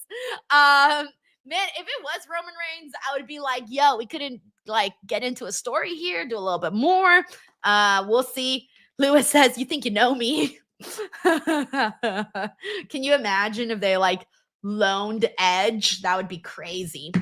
All right, let me see what we got here. We got Mike Parker Collects here who says, Dom and Mercedes and AEW are by far the best heels in wrestling right now, and both were influenced by Eddie Guerrero. Hey, dude, thank you for pointing that out. I mean, Mercedes has always been very open about how much she's loved and been inspired by Eddie Guerrero. That's like, that's like her idol, man. And you're right. They are top heels in each of their respective promotions and are doing great work. So yeah, shout out to Eddie Guerrero because that's also a nod on him. It's like those are the people that like you inspired. So thank you for pointing this out, Mike. I actually really appreciate this. Thank you. Damian Demon says La Yesca will win the vacant title. Let's go, La Yesca. Do it for all of the little stuffed creatures of the world. Do it for all of them. We got Robert Broisno says it's either going to be Brock or The Rock. I don't think they'll run back Brock since they already did that and it didn't do so good. So I don't think they'll do that one. Rock, I've given up trying to predict The Rock doing anything. So I'm like, I don't ever know. So yeah. Scott Collins says, Denise, did you ever find out why your phone bill was so high? No, but I did have the discussion with my husband. He was like, what the hell happened? And I'm like, oh, I don't know. But I did see that they charged me for another like London call, and I'm like, I didn't fucking call to anybody in London after that. I only did one call with Tempest on like last month, and I didn't do another call. It was just the one, but they're charging me for 2. I do not remember no second call. Thank you, Scott. So shout out to the Team Buddy 35. We're also back here on the Peacock. We're back on Saturday night's main event. Song for Survivor Series. Thank you so much, Dan Davidson, for the love. An Ozzy Osbourne version of the song, because all profits from its sales will be donated to the Glenn Tipton Parkinson's Foundation and Cure Parkinson's. Lori King says, hey, I'm way behind. What happened? We're about to find out from the looks of it who's John Cena's final opponent might be. And actually, they're showing the results right now. Cody defeated Drew, Jay defeated Tiffy, and Dominic retained and defeated Penta and Rusev. Guitar Junkie says Cena should pass the torch to Roman. Roman's already kind of got that torch. Roman's already said, you don't need the torch passed to him. He's already like that guy, Oh, here we go. Made a promise to the WWE that I would not stick around when my skills can't match the product. And they can't. And that's okay, because what I do isn't who I am. And the realization of that has helped me come to like, no, let these guys have it now. Physical activity, 100%, and I very rarely speak in absolutes because you never know. I do know in this case. Never again, because I don't want to let the people that I made a promise to down. And I believe everything John Cena says. I cannot wait to see that interview in its entirety with Tom Rinaldi. Now, John Cena is about to give us a little hint on who he believes will be his final opponent in his final match next month, Saturday night's main event. Where's the hint? Okay. From the moment I announced my farewell tour over a year ago, the one question I've been asked more than any other is, who do you want to face in your last match? My answer has always been the same. On my last day, I want to face whoever is willing to step up and seize the same kind of opportunity I was given on my first day. Therefore, starting a week from Monday, on Raw from my hometown in Boston, a 16-man tournament will commence. The field will be chosen at random, filled with competitors from Raw, SmackDown, NXT, and maybe even some faces who don't even work here. There will be stars with whom I have a storied history, but even more from a generation of talent that I've never gone one-on-one with in my life.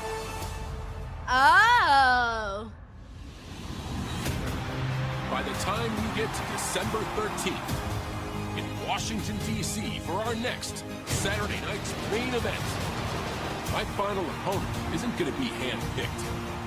It's going to be hard-earned. To everyone seizing this opportunity, I say good luck. And to the winner, I say for one final time, you want some? Go get some!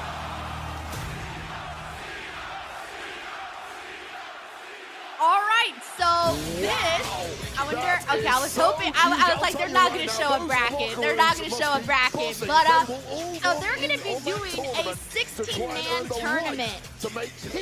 Guys, this changes a lot of things, and by that, I mean the fact that we're going to have a tournament that actually means something on the next couple of weeks of programming is going to make things, I thought they were going to show the bracket.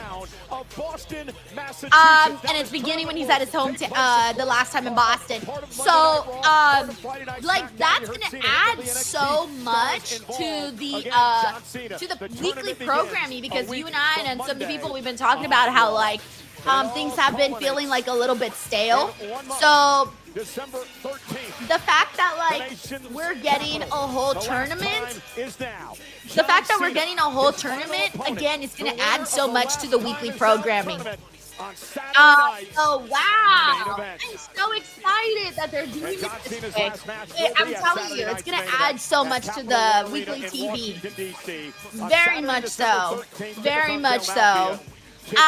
We got Infamous Raider Loco here. It says it's going to be the Snake Santino Morella's last opponent. Imagine Santino versus John Cena, last match ever. So funny. We got Eddie here. What's up, Eddie? He says, Happy Dia de los Muertos. Denise, are you going to watch Chelsea and Ethan versus Mr. Iguana and La Hiedra for the mixed tag team titles tomorrow on AAA? Thank you, Eddie, for reaching out. I'm probably not, because tomorrow I actually have like a pretty busy editing day. So that's what I'm going to be doing tomorrow, is pretty much trying to catch up on videos that I am incredibly behind on. It's actually disgusting how behind I am on things. So I'm probably going to be doing that because I need to get on it. But thank you so much, Eddie, for asking. I appreciate that. Thank you for the super chat a whole lot. Thank you. All right, let me go through some more comments, see what everyone's saying. Shout out to Carlos Lozado, who's also with us. Ray Spears is also with us. Timothy Winnard is also here. Chicksaw13 iFly says that, not gonna lie, that's fire. I'm with you. I'm so much more excited about the programming of WWE for the next couple of weeks, because I was even saying how, like, you know, I was even saying how, like, you know, it didn't really, like, we only had Survivor Series and then John Cena's retirement. Like, that was really the only thing we had going for the rest of the year. So now that they added this, ooh, that gives us so much more on, like, Raw and SmackDown. Oh, I could not be happier about that. Like, legitimately could not be happier about that. We got Don here who says, oh wow, this is gonna be good. Yeah, and like Melissa Cabello here mentions TNA. Like, when they said other companies, that's TNA. That's TNA, maybe even some AAA people in there. Alright, let's go through some more names here. Yeah, not Edge, guys. They mean like TNA. They mean like TNA people. Let's see what else we got here. YTJ, I'm not exactly sure when his contract's up. That could be a situation. I, again, don't know when his contract's up. I do believe Dawn is right here where she says Joe Hendry. I do believe Joe Hendry will be in the tournament as well.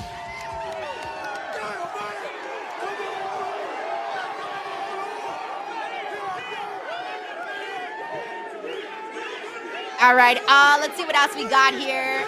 We got, hey, what's up, the Black Clark Kent? Thank you so much for the super chat. The Black Clark Kent 617 says if Bianca can get healthy by WrestleMania, Jade versus Bianca would be the WWE a license to print money. Oh yeah, baby, are you kidding me? Oh my God, I could see that being like a main event at WrestleMania, like legit. Jade because of the star power, and Bianca's star power and skill when it comes to like in-ring grades. Like, she's had some of the best WrestleMania matches of all time. Well, you guys know Bianca Belair is my favorite current women's wrestler. So like, I'm on that Bianca Belair train, guys. I can't wait for Bianca Belair to come back and do her thing, honestly. Like, I can't wait for her to come back and do her thing. Thank you, Black Card Clint 617. For a second time in his career. We also got Fredo here who says, can't wait to see some awesome matches that don't require storylines. Yeah, it's easy. There's stakes in this, and WWE really doesn't do WWE doesn't really do like tournaments that often.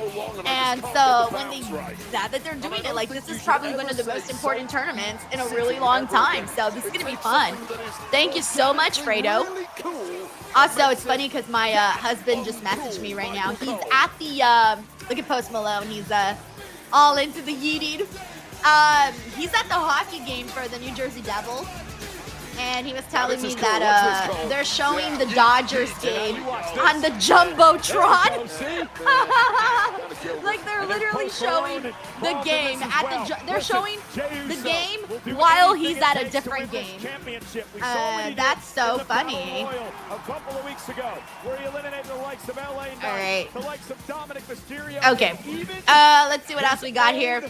We got Guitar Junkie who says, I think it's Braun Breaker since WWE is heavily behind him. Yeah, but he's kind of, you know, caught up with some other stuff. He's doing other things. But if they did want to, like, pass the torch sort of deal, you got it. That's the future. Braun Breaker is the future. I don't know if he's going to be the one, but damn, he would be a good one. Thank you, Guitar Junkie. 42, where Jey Uso fought out of his skin to do the unthinkable and dethrone Gunther for the World Heavyweight Championship. Well, that kind of superhuman effort is what is... Guy Kyle put here says, outside a few big buys for pay-per-views, tournaments never draw very well historically. It depends. Like, sometimes, like, I know, like, whenever, like, AEW's running the Continental Classic, people love to tune in for those shows. This is John Cena, guys. Like, for WWE, like, this is John Cena. Like, you're gonna wrestle John Cena. And they're keeping things exciting by adding not just Raw and SmackDown wrestlers. If it was just Raw and SmackDown wrestlers, we'd probably be like, whoa, what else, you know? But they're keeping things exciting by saying NXT guys could also be in it. And, you know, outside people as in, like, TNA or AAA people. Someone's gonna press play. That'd be Frenchie, and he's a DJ. We also got Laurice Johnson who says maybe Carmelo Hayes. Oh, I'm pretty positive Carmelo's going to be in the tournament. If he wasn't, that would actually kind of suck. I do think he's going to be in the tournament for sure. I was actually thinking of him right away too, especially because, like, he's been somebody that's been saying for, like, the longest time that he wants to face John Cena. So, hey, look it, even if you can't face John Cena, at least you'll get a shot at maybe trying to face him. Thank you, Laurice.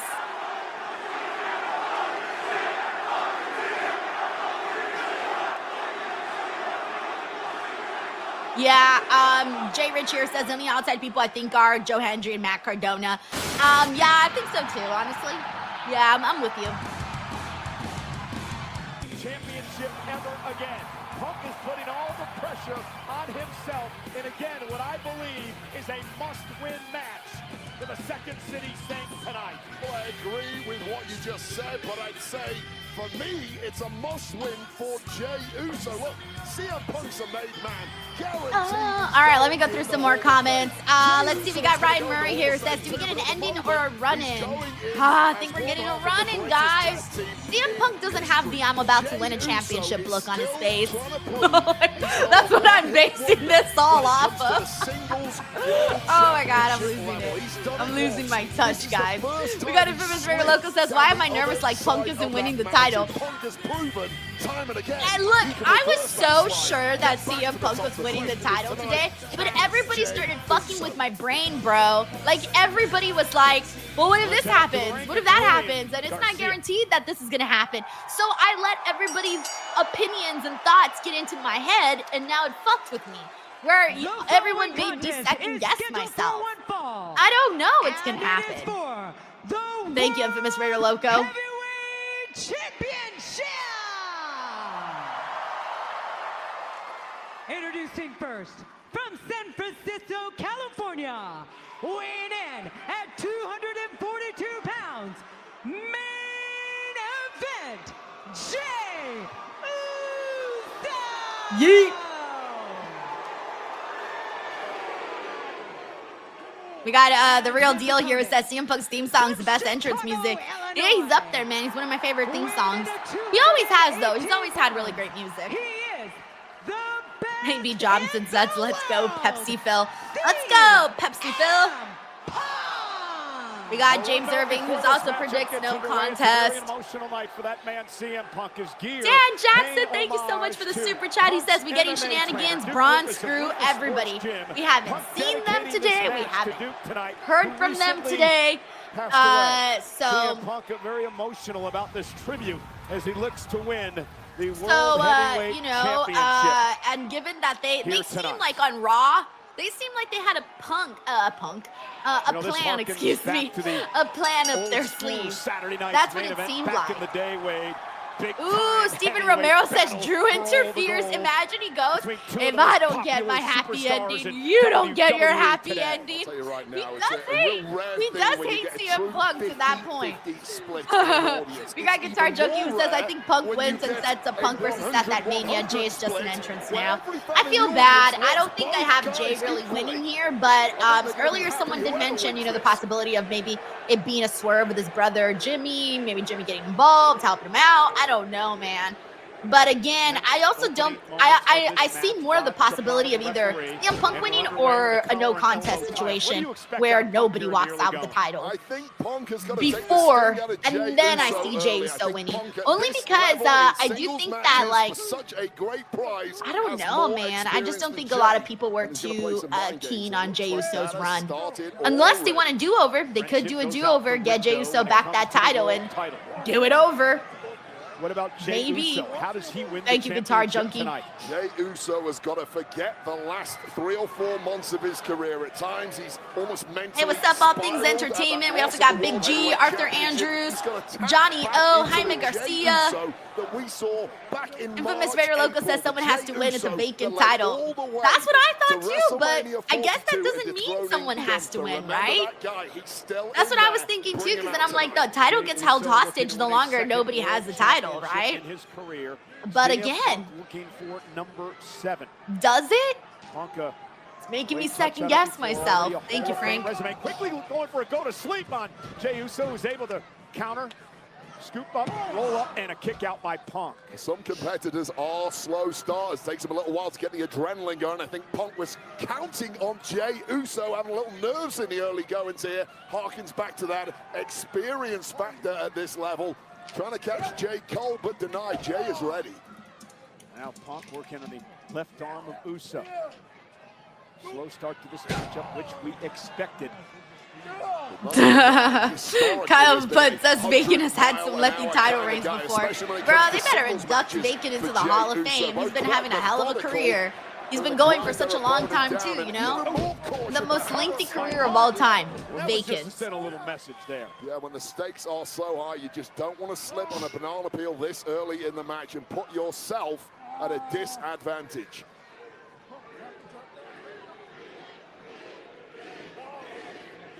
Again, working on the arm of Uso. CM Punk won an Intercontinental title in his career, tag titles, 2-time Money in the Bank win. Earned this opportunity. Remember when he beat LA Knight and Jey Uso, pinning Jey in a triple threat match. Yeah, that's perhaps giving Punk a major mental edge over Jey. Of course, Jey got a second bite of the cherry once Seth Rollins went down in injury, and we need a second #1 contender, and Jey made no mistake that time, winning a Battle Royal a couple of weeks ago to earn himself this spot. And you know, Wade, we talked a lot about the baggage, right, of the World Heavyweight title that Jey Uso's carrying. Plus, Ultra Agent says Bacon is the GOAT. Next time I do the GOAT game with somebody, I should just like randomly throw Vacant in there. Be like, The Undertaker or Vacant. Just throw people for a loop right there. Sucho! Sucho's in here. What's up, Sucho?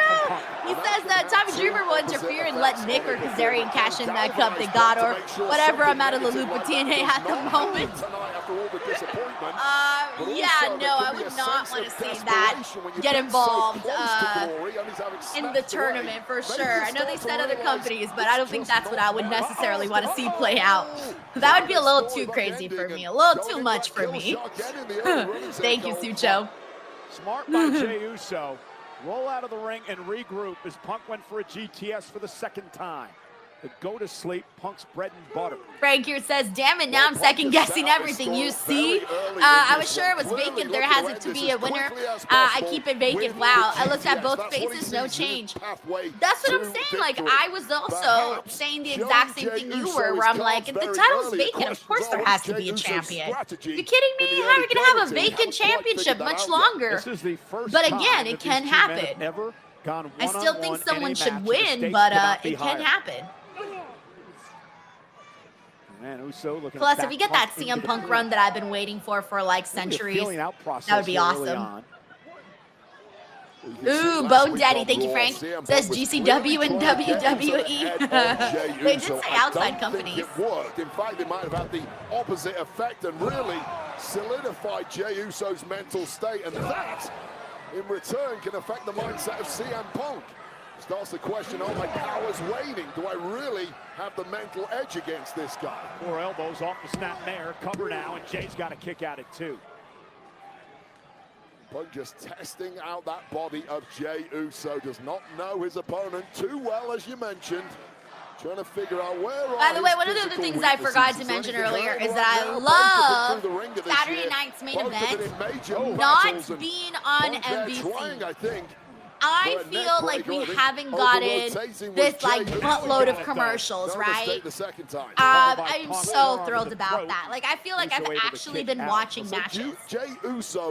I love that. It makes Saturday night's main event just so much more enjoyable. Jey Uso somewhat. Jey Uso needs to dig deeper. Jey may hear the whispers in his ear of his. Okay, I'm guessing something happened in the Dodgers game because I just hear my neighbors are throwing a party, and I just heard them cheering. So I'm assuming something happened. Something happened in the game. That's how I'm going to be able to tell what's happening, because I can hear the neighbors outside having like a party. Yeah, M. Durant says the same thing. He says feels like a proper PLE. Yeah, I like that. I like it so much better. It's making me look much forward to these way more now. And then given that John Cena's retirement is happening at this show too, oh, I'm so excited for that. Yeah, it's the pace I did expect. Yep, Miami Scorps. That's agreed, Denise. This is the pay-per-view now. Yep. We got Tracy here. Says the breaks are between matches and not during the matches. Love it. Yes, agree. Yes, agree. Makes it so much more enjoyable. Traditionally likes this kind of pacing himself. Ganger says riots in LA today, win or lose for the Dodgers. That's true. Literally, that's true. Win or lose, riots are happening. I remember the last time, I got a funny story. My aunt and my uncle are like really big Dodger fans.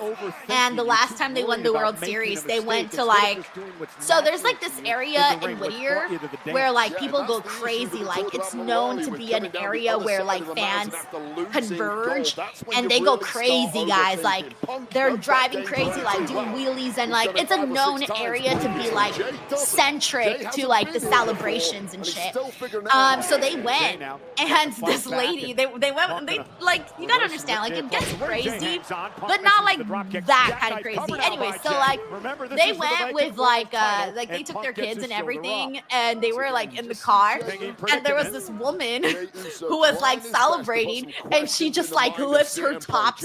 She lifts her top up and is showing her tits and everything. And my aunt was like, "Oh shit," because she had she had her son in there, and I was like, we were laughing so hard. I was like, oh, he saw his first pair of titties.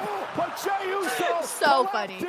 Anyways, yeah, guys, it gets crazy out here. It gets crazy. It's one of my favorite things. Like after like the Lakers or the Dodgers win out here. Oh, I love to go on the news right away and see the crazy stories that happen of like just people going crazy. Like I told you, my husband's at the hockey game today. He's at Crypto, formerly Staples Center, so he's there watching the game. And I told him, I'm like, yo, I'm like, be careful, because you're like out there, and like win or lose, like shit's going down with the Dodgers over there too. So like, you gotta be like, he's like, oh yeah, Denise, yeah. But yeah, it gets crazy out here. And there's like usually like fireworks nonstop, people yelling everywhere, like you hear it, like your neighbors, everybody. Jay just fell out of the ring. It gets crazy out here. Well, Jey Uso simply looks like a all I do is go on Twitter and look at videos. Now dominating at will. We got McTaro here. It says, friendly reminder to set your clocks back tonight. Guys, we get an extra hour of sleep tomorrow. Woo! Don't remember too much about it. In fact, I don't even remember. Thank you, McTaro, for the reminder. Online. Nasty KO move. We also got Sucho here. It says, I wonder how certain Goldberg feels about this new Saturday night's main event setup, LMAO. Also love today's Busted Open. Oh, thank you so much, Sucho. Yeah, I hadn't done a show with Tommy Dreamer in a while. I was also very happy that we got to bring Red John.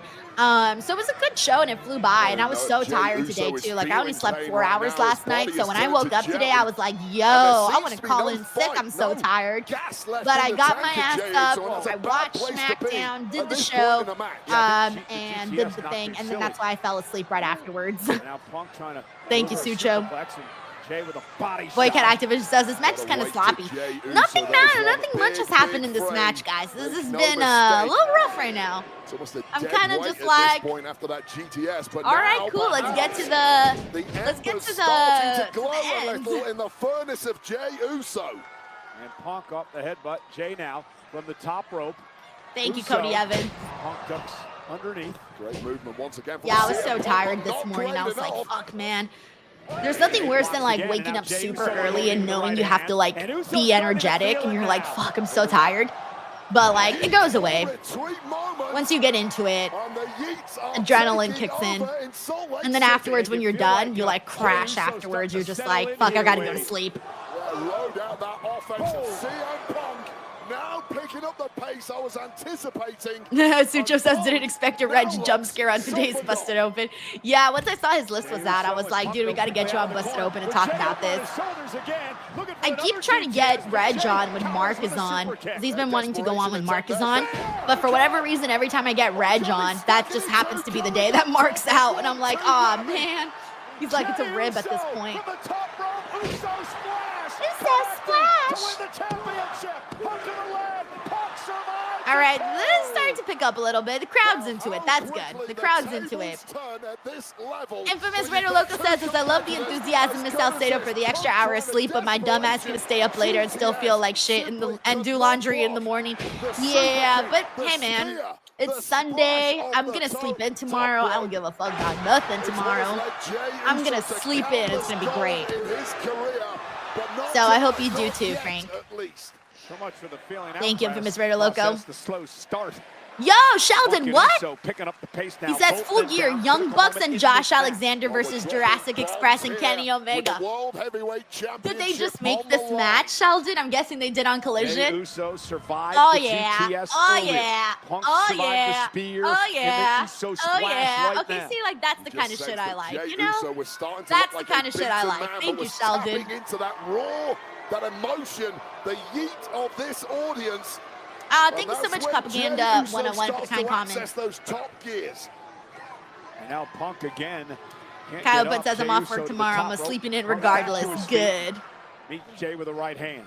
Punk had to Davion Washington says, "Hell yeah, that's gonna go crazy." I agree. The hand of CM Punk now hurting after those shots. Tracy, I did watch Ilya and Frazier. I watched it this morning. I thought it was pretty good. I wish the crowd was a little bit more lively though last night. Jey was able to fight out. But not this time around, superplex. Knocking the stuffing out of both men. Of course, Jey Uso taking the worst of it, but you can see the spine of CM Punk took a ton of abuse on that landing. Take another look at this. Crashing down hard. Now Jey eats it first, but Punk gets an almost double whammy. The upper back, then the lower back. Look at Post Malone in the background. He's loving every second, isn't he? Yeah, Post Malone is like having the best time Main ever. event, Saturday night's main event for the vacant World Heavyweight Championship. I like Post Malone. He's friends with Taylor Swift, so he's on my good list. The champ. If you're friends with T Swift, you're all right in my list. You can feel the That's the way I make decisions. Mounting with every blow and every move.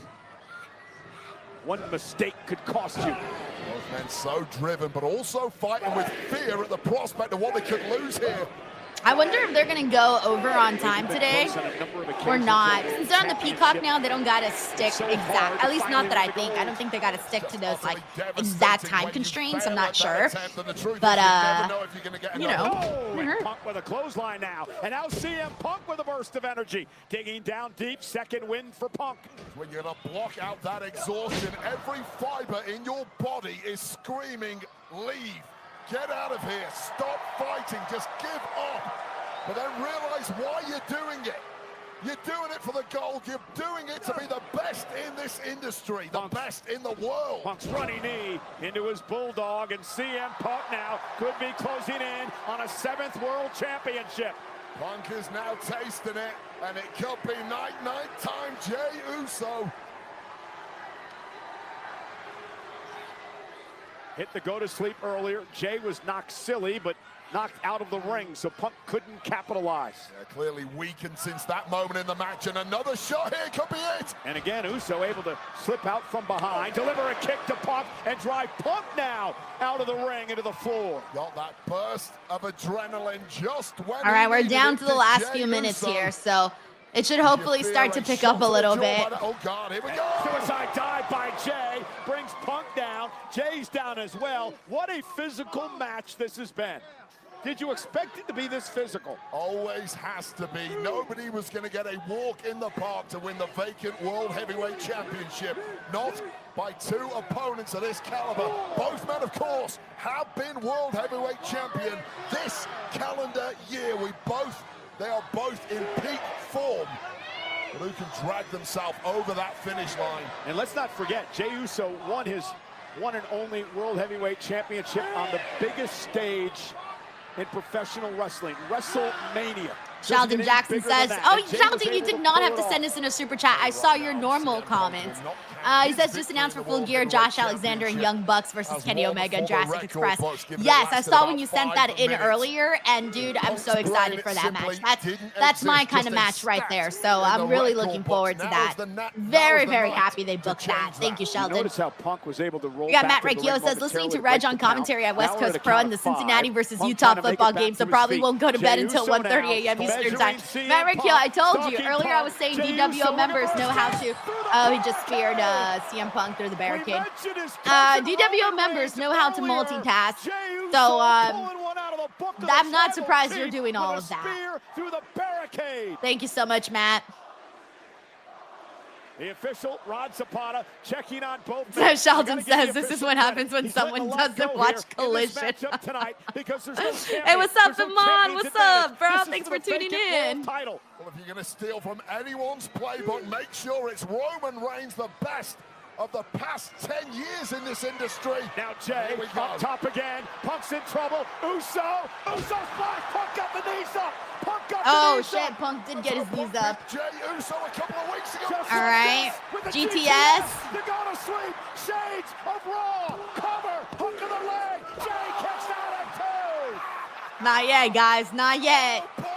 I don't know, just like looking at the clock, and I'm like, alrighty, what's gonna happen here? Devastated. Again.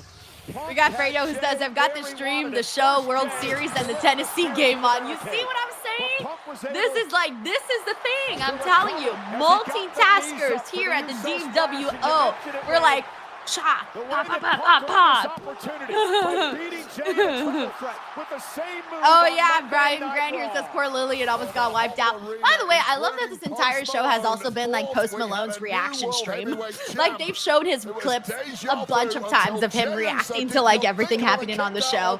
They better pay that man, because he's hella doing a lot of reacting. Uso able to counter, and Uso now with Punk on his shoulders, has to go to sleep. His Punk's own move. Oh shit, sorry, I just realized he hit the GTS. But Punk hit him with the spear. So they're bringing out their other person's moves. All of the oxygen just got sucked out of this arena. We got Eric Diaz that says I'm watching Saturday night's main event in the World Series. Icy says they keep showing Post Malone. Yeah. Playbook, the GTS from Jey Uso, the spear from Punk. And now Punk says it's time. It's time to put this one to bed. It's time to crown me world champion again. Can CM Punk pick his frame up after the amount of abuse Jey Uso has thrown his way? Man, this has been a war. Been a hell of a war. Punk with Uso up on his shoulders, looking for the go-to-sleep, connects on the jaw. Jey Uso just collapses right back out of the shoulders of Punk, and Punk may be able to do it again. Oh, fuck. Oh, no, Jey Uso. He's too weak, Oh my God, is Punk gonna tap? WrestleMania with the sleeper hold. Is Punk gonna tap? Is Punk gonna pass out? Punk's a long way from the rope here. He simply cannot reach. Squeeze Jey Uso if you want to claim the gold again. He did it against Gunther. Can he do it against Punk tonight? Punk, though, rolls over onto his belly, into a cover. Look over the anaconda wait. vice. Turning around. Trying to lock it. Nope. Yep. He got it. Jey might tap. Jey might tap here. Nah, he's pretty close. He's pretty close to the ropes. He's got to try, though. He's got to try. Put some effort in there, Jey. He's got it. Yeah, he's got it. He's close to the ropes. And this war continues. Punk's not breaking until he has to. All right, we're about to get down to it. We're about to get down to it. And again now Jey Uso, he's got Punk caught, Punk trapped, Punk kicks it 2.5. Both men hanging on by a thread. Punk, don't get distracted. Uso took advantage, a couple of super kicks. This one swung back and forth in the space of about 2 minutes.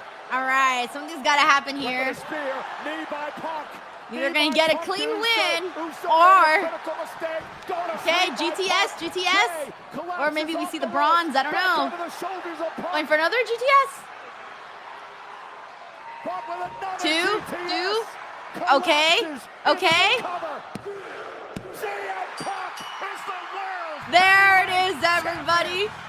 No interferences, straight champion. CM Punk is World Heavyweight Champion. What a match. Finally, it has happened. And I should have stuck to my initial gut instinct. So everybody that was telling me, nah, something else is gonna happen. Nope, Punk won, guys. This is it. Nothing to be ashamed of. He made his This family is proud it. We're tonight. finally going to get that You're CM looking at Punk CM World Punk Championship reign in a motion that of we victory, have been dedicating waiting this for. to his longtime MMA trainer, Oh Duke my Lucas, who God, passed away Jesus. recently. And now CM Now, Punk mind you, of course, is a he won briefly the title last time, but that was like champion. not like an official reign. So like this, we're finally going. We're finally going somewhere. Bitter disappointments and major pitfalls, but finally, CM Punk is back on top of the world of professional wrestling as the World Heavyweight Champion. And this is JEY USO launching a... We got Sheldon Jackson who says, just sent you the women in the blood and guts. Oh, thank you, Sheldon. They announced the full team or just a couple of people? Let me know. USO goes for that spear. It was one lift. Wow, guys. CM Punk, Yeah. and then not one, Adrian here says the but winter of two Punk begins. GTSs connecting The winter of right Punk. on the jaw of a Yashiro says the autumn of Punk is dubious. We got Mr. Grimley who says, holy shit, a clean finish in WWE pay-per-view. LOL. I know, right? They really accustomed us all into thinking that shenanigans are always going to go down. But no, we got a clean victory here for CM Punk. CM Punk has finally Wow, guys. won the Wow. World Heavyweight Championship for CM Oh, Punk. God. It is about vindication. Where the fuck's the pyro? Oh, right when I said it. Oh, but where the fuck's the pyro? Literally, right as I said it, there's the pyro. I was like, yo, we need some fucking pyro. Get us some fucking pyro in here. To the new World Heavyweight Champion, CM. That's crazy. All right, we got some things to talk about today, guys. Some famous Raider Loco says Jade and Punk posing with titles together soon. Oh, yeah, and I'm pretty sure we'll get the, you know what's going to be crazy? Like seeing the CM Punk image with like Triple H pointing with him as like holding the championship and stuff. That's going to be cool too. Thank you, Infamous Raider Loco. We got Tracy WV who says, I'm a sad Tracy. That's all, just sad. I'm sorry, Tracy, but yeah, I just don't think they were going to go with Jay again, unfortunately. I'm so sorry. I'm so sorry. I know he's your fave. I'm sorry. But on the bright side, who would have thought CM Punk in 2025 would be holding the World Heavyweight Championship? Like, imagine we would have talked about this in, 2020 or something. Nobody would have thought that that was going to be a possibility, and it did. So, yeah, it's just crazy. We got Razor here who says, Denise, as a Punk fan, he should have had his first win against Cody. Now, unfortunately, he's never main eventing Mania versus Cody. Why? I mean, it can still happen. You can still see CM Punk versus Cody. You can still get that at WrestleMania. But now we finally got the reign, and we got to talk about this because we'll get into that in a second. I'm actually going to pull up your super chat again, Razor, once we get into the post show, because your super chat actually inspired a topic that I want to dive into. But you guys know what time it is. Y'all know what time it is. You got to make sure that when you're doing it well, you're doing it hard.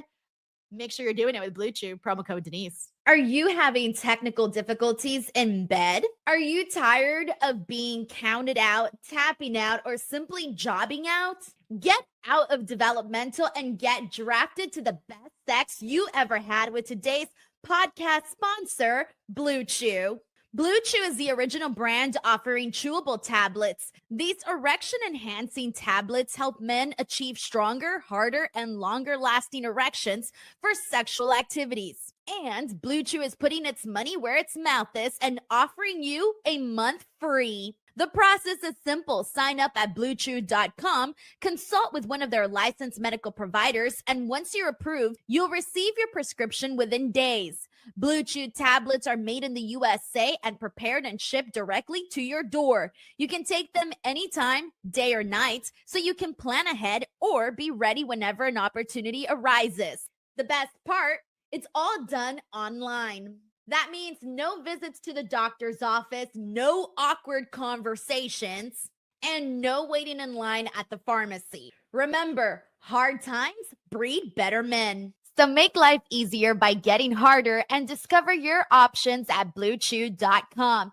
And we've got a special deal for our listeners. Try your first month of Blue Chew free when you use the promo code Denise. Just pay $5 shipping. That's promo code Denise.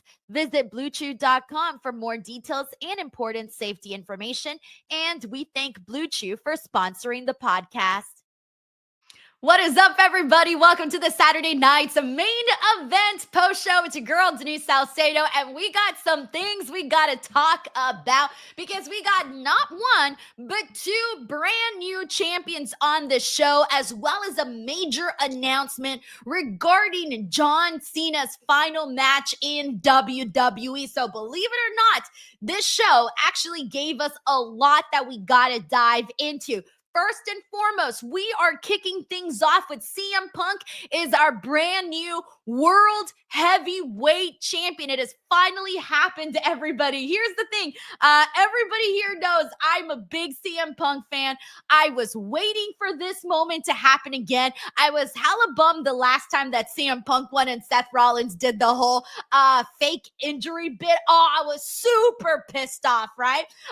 But now, no, this is happening. This is legit. He's officially champion. We're going to get a reign. I'm happy because I have been waiting for this. Like, you guys know that when CM Punk came back to the WWE, it was one of the most biggest surprising things in a very, very long time. And I never thought he would even be back in the company. And so I never thought we would see this man hold a WWE championship again in my entire life. Now, I'm very excited about that. I'm excited about the reign. I'm excited about what we're going to get out of it. That's the thing that's got me going. However, I do have to be honest and say two things. Now, granted, injuries happen. This is pro wrestling. It's what happens. This business is not easy. If it was, everybody would do it. But it's not easy and people get injured. And Seth Rollins being injured and not being able to do this match, given how long this Seth Rollins CM Punk story has been, and CM Punk defeating Seth Rollins for the World Heavyweight Championship would have been, the creme de la creme for their entire story. It's unfortunate that we didn't get to see CM Punk defeat Seth Rollins for this match, defeat somebody that he had a legitimate feud with, because that to me kind of took away from this matchup. And as much as I love like the last couple of minutes of this match, we did see like JEY USO go and try to lock in. He hit the GTS.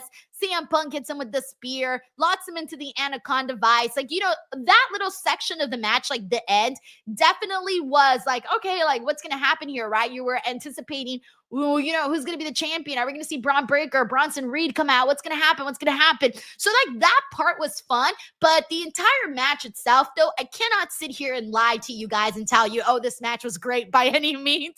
I can't do that to you guys. I cannot sit here and lie. So I'm a little bit sad because I do think that if CM Punk would have had his match that he was supposed to have with Seth Rollins, that would have been so much better. It would have been a bigger moment. I think that's the part where I do kind of feel like the moment didn't feel that big because, we've been waiting for it. And so I just didn't think the same energy was there, like the same energy in the matchup, the same energy in the story, the same energy without like the entire show. And that was the one part that kind of had me going like, oh yeah, I'm happy CM Punk won. Cool. But it's not one of those moments where I feel like, yeah, CM Punk won. And I think it has to do with the fact that we didn't get this extraordinary match with somebody that he had legitimately been telling this legitimate story with. And that's the part that kind of like bums me out about it, but I'm glad that it was a clean finish. I know that we were expecting, it was so funny because when we were doing the Raw post show, by the way, I got to go tell off Santi afterwards because when we were doing the Raw post show, I was like, CM Punk's going to win. And that's it. Like, that's what's going to happen.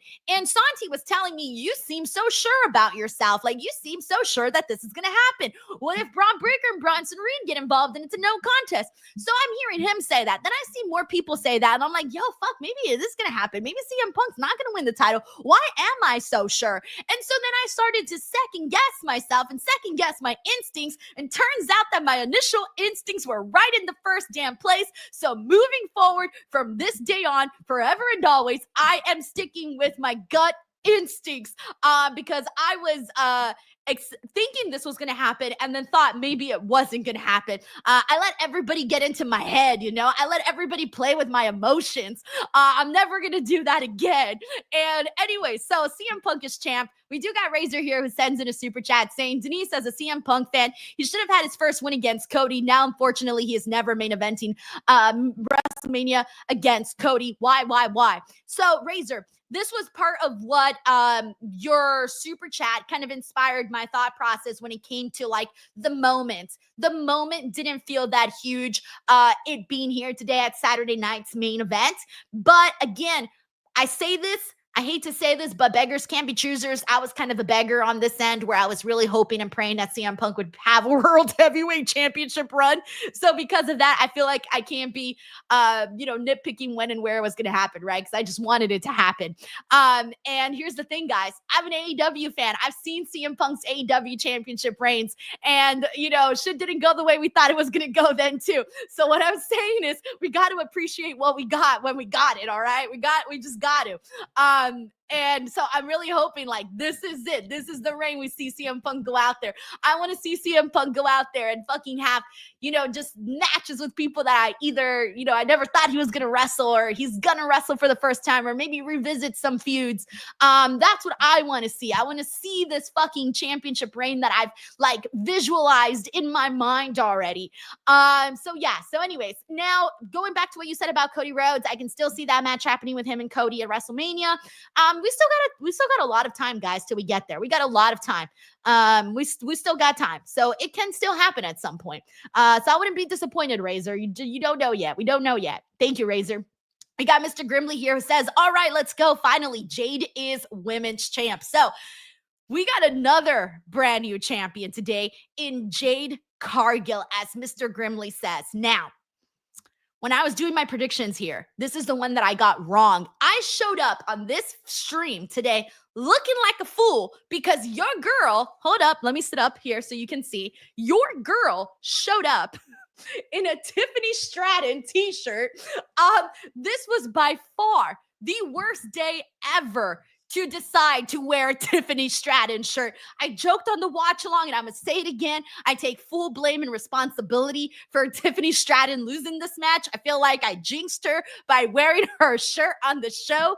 I did not think that they were going to have Jade Cargill defeat Tiffy today. I thought, well, I still think the feud's going to keep going. So that is going to still happen. I still think there's more because going into this, everybody kept pointing out, Tiffany Stratton, she's not 100%. She's kind of got this busted leg. So she's not the full 100% competitor that she normally is, right? But what I didn't expect, though, was for Jade to win the title right here, right now, and especially in the way that she won. The entire time, she was super dominant. She beat the shit out of Tiffany Stratton. That's just the best way to say it. She beat the lights out of Tiffany Stratton, okay? She beat the blonde out of her. She beat the Sabrina Carpenter fan out of her. She beat it all out of her. And I thought, like, for a second, I'm like, maybe there's going to be a moment where, like, Tiffany Stratton, like, gets that spark and she starts fighting back and she wins, right? But no, they did not go that direction. They went the direction of making Jade look hella dominant, win this, like, she looked like a boss out there, okay? She looked like a boss woman handling this champion who has been champion now for, 300 plus days, and she's defeated some of the very best women out there. So I was more so surprised. I was surprised by the entire thing. I was surprised by the match format. I was surprised by how Jade won. All of it. So I'm excited though, because I do like Jade as a heel. I feel like everyone here kind of feels like that feels a little bit more natural for her. We've all known that she's a big star, and we sort of all also been waiting to see Jade and Bianca now feels ever more exciting because Bianca is that person that has been on top of the mountain, and now her former tag team partner is now the top of the mountain in the women's division. So getting to see Bianca and Jade whenever that comes up again is going to be something that people were already going to be looking forward to that, but now even more so. We got code BRB4 here who says Winter of Punk. We're getting it on, baby. It's happening. Thank you so much, code BRB4.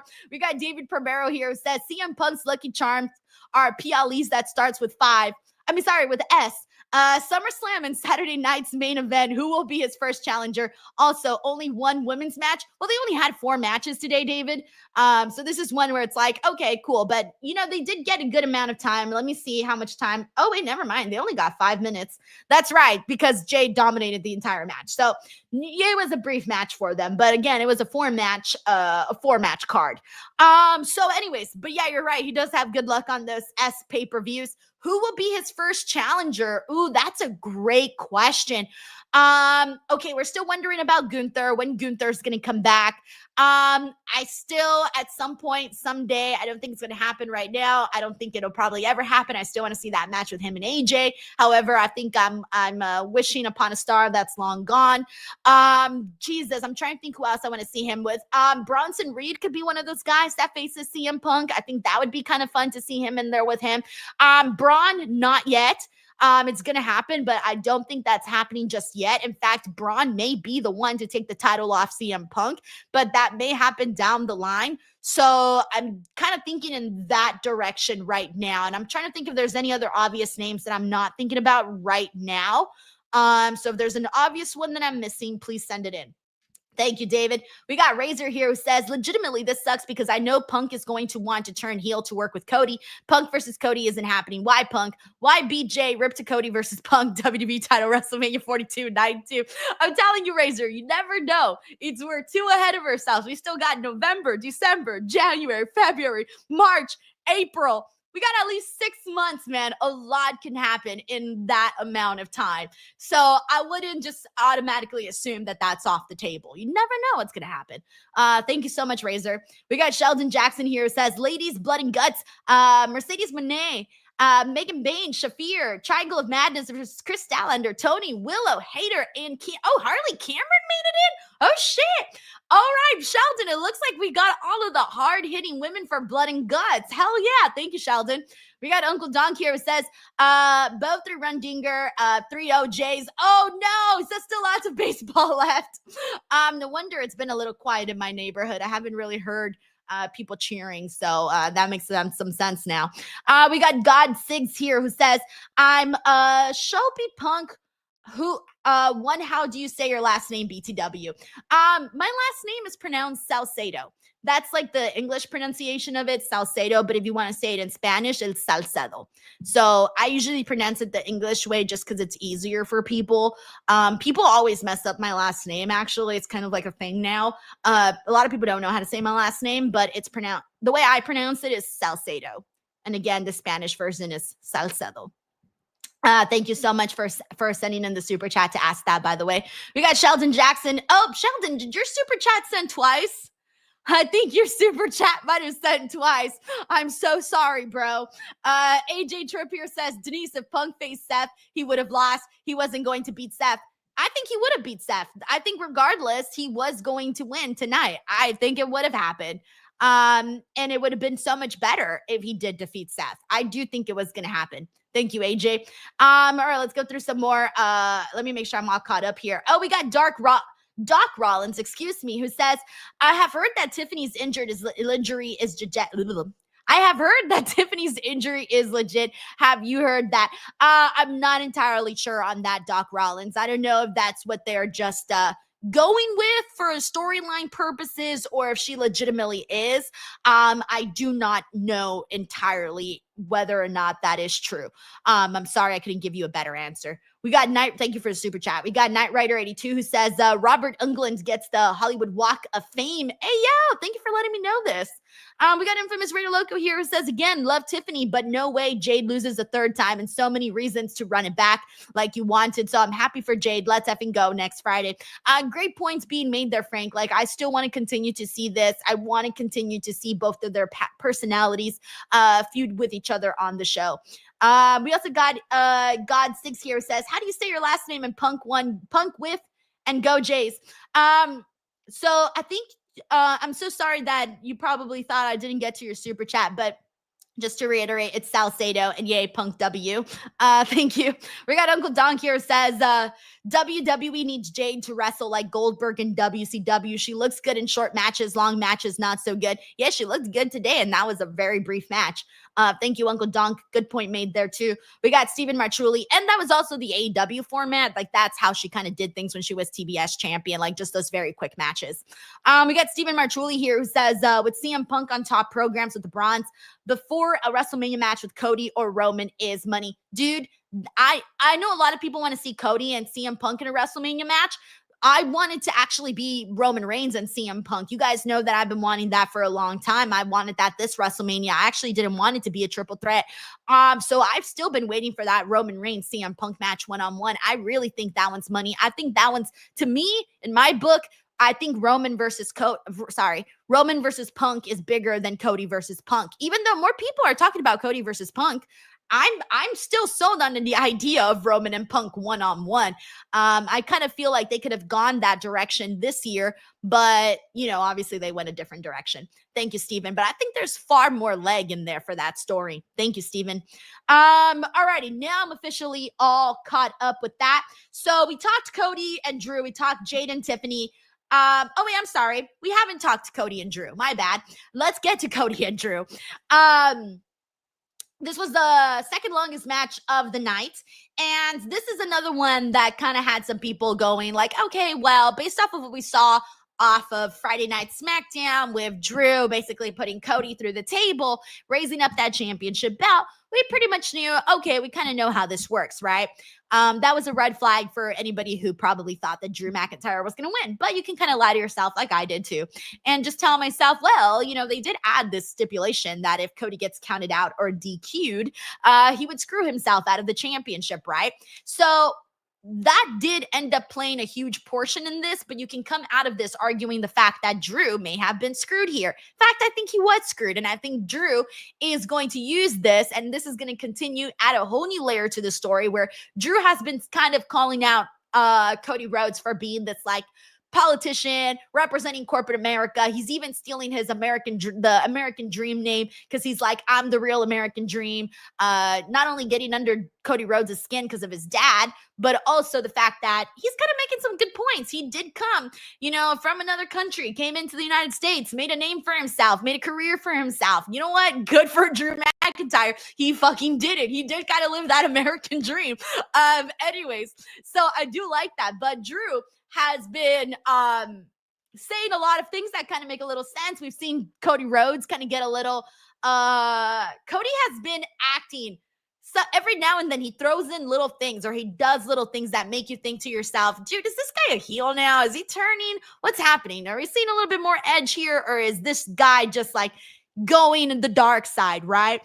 I think he might be going the dark side because he ended up hitting the crossroads on Drew on the championship belt. Even though Drew brought it in, he used it. He went for it. He didn't give a shit. He was like, I'm not going to win this properly. I'm going to use it.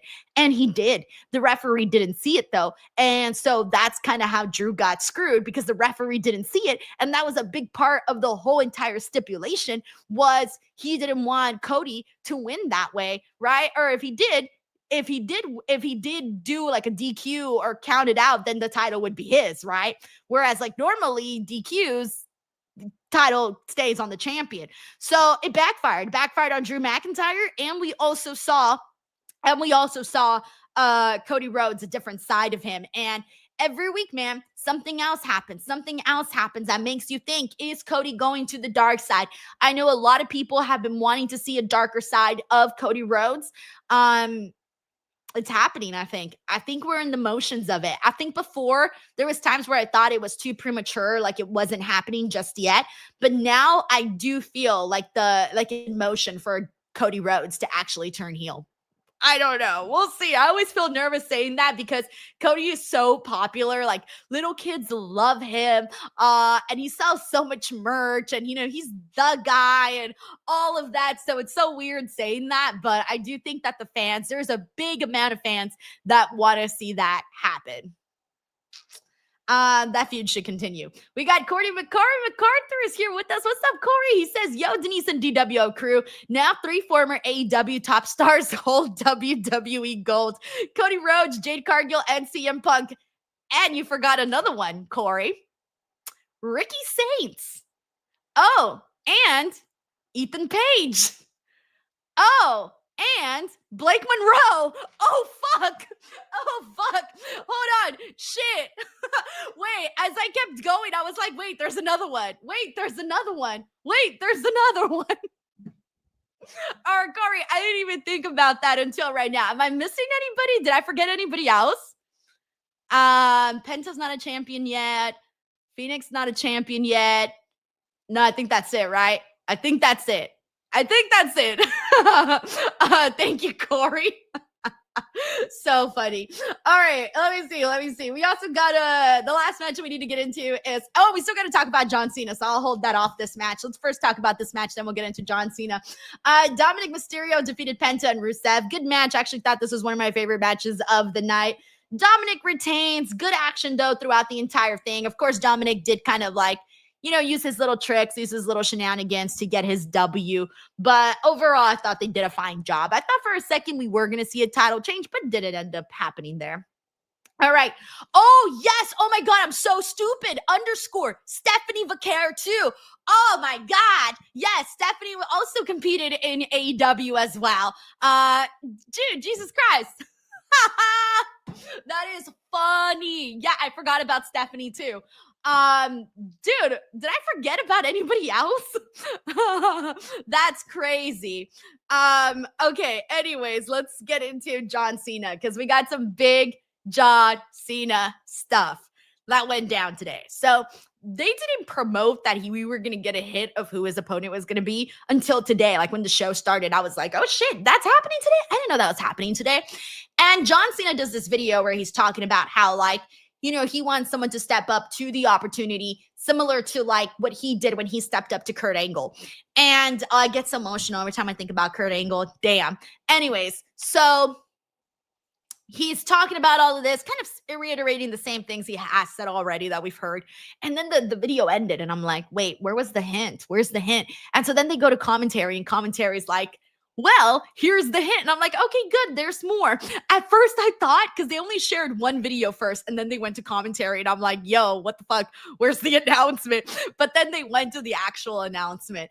And the actual announcement is that there's going to be a 16-man tournament that's going to start this Monday on Raw that is taking place in Boston. So they're going to do a 16-man tournament. It's going to include Raw superstars, SmackDown superstars, NXT, and outside promotions. Now, before you get ahead of yourself, I believe by outside of promotions, they meant like TNA. I think that's going to be Joe Hendry, maybe even AAA. Who knows? We'll throw that in there. Although technically, I don't think they count as an outside promotion anymore if WWE owns them. Whatever.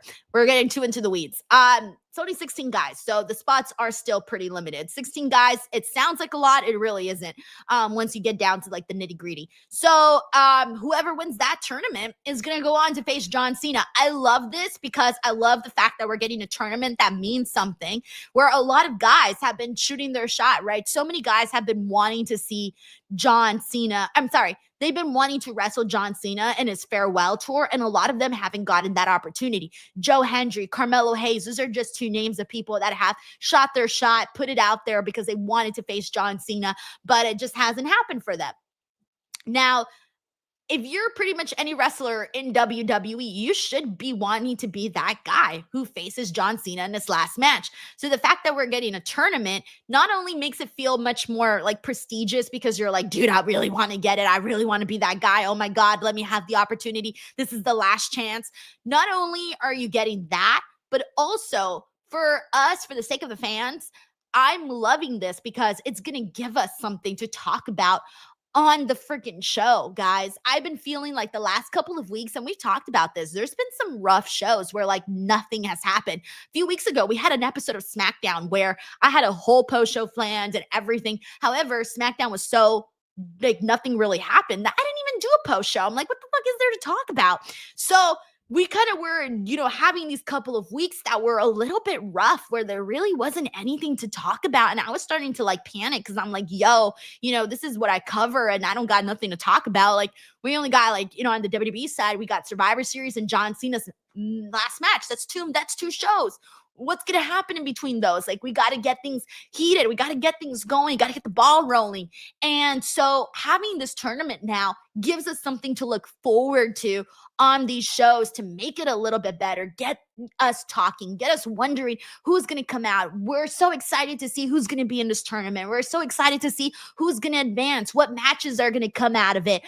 So now this adds so much more intrigue into the weekly television. So I like this tournament idea for that specific reason, on top of, again, adding the everybody wants their hands on John Cena factor. So I think this is something that is a good thing as well. I'm really glad they made that announcement. I was like, all right, let's go. I like this. And it makes it feel you're going to have more respect too for the person that wins, because it's like, shit, they went through this whole entire tournament to make this happen. So hell yeah. Alrighty, guys, there you have it. That, my friends, was Saturday night's main event. Thank you guys so much for hanging out with me, whether you hung out with me on the watch along or you hung out with me here on the post show. I appreciate you guys so very much, as always. Before I go, if you're already here, if you enjoyed what you saw today, please do not forget to subscribe to the channel. I'm so close to 235,000 subscribers. I've been trying to get there. It's been so hard.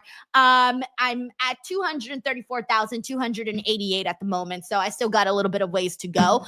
But if you haven't subscribed, please do. And then also, you can check out my additional YouTube channel. I now have a second YouTube channel that has just surpassed 7,000 subscribers. That's called Denise's Pieces. The link is in the description box below, where you can also check out that channel. Lots of wrestling clips that go up there.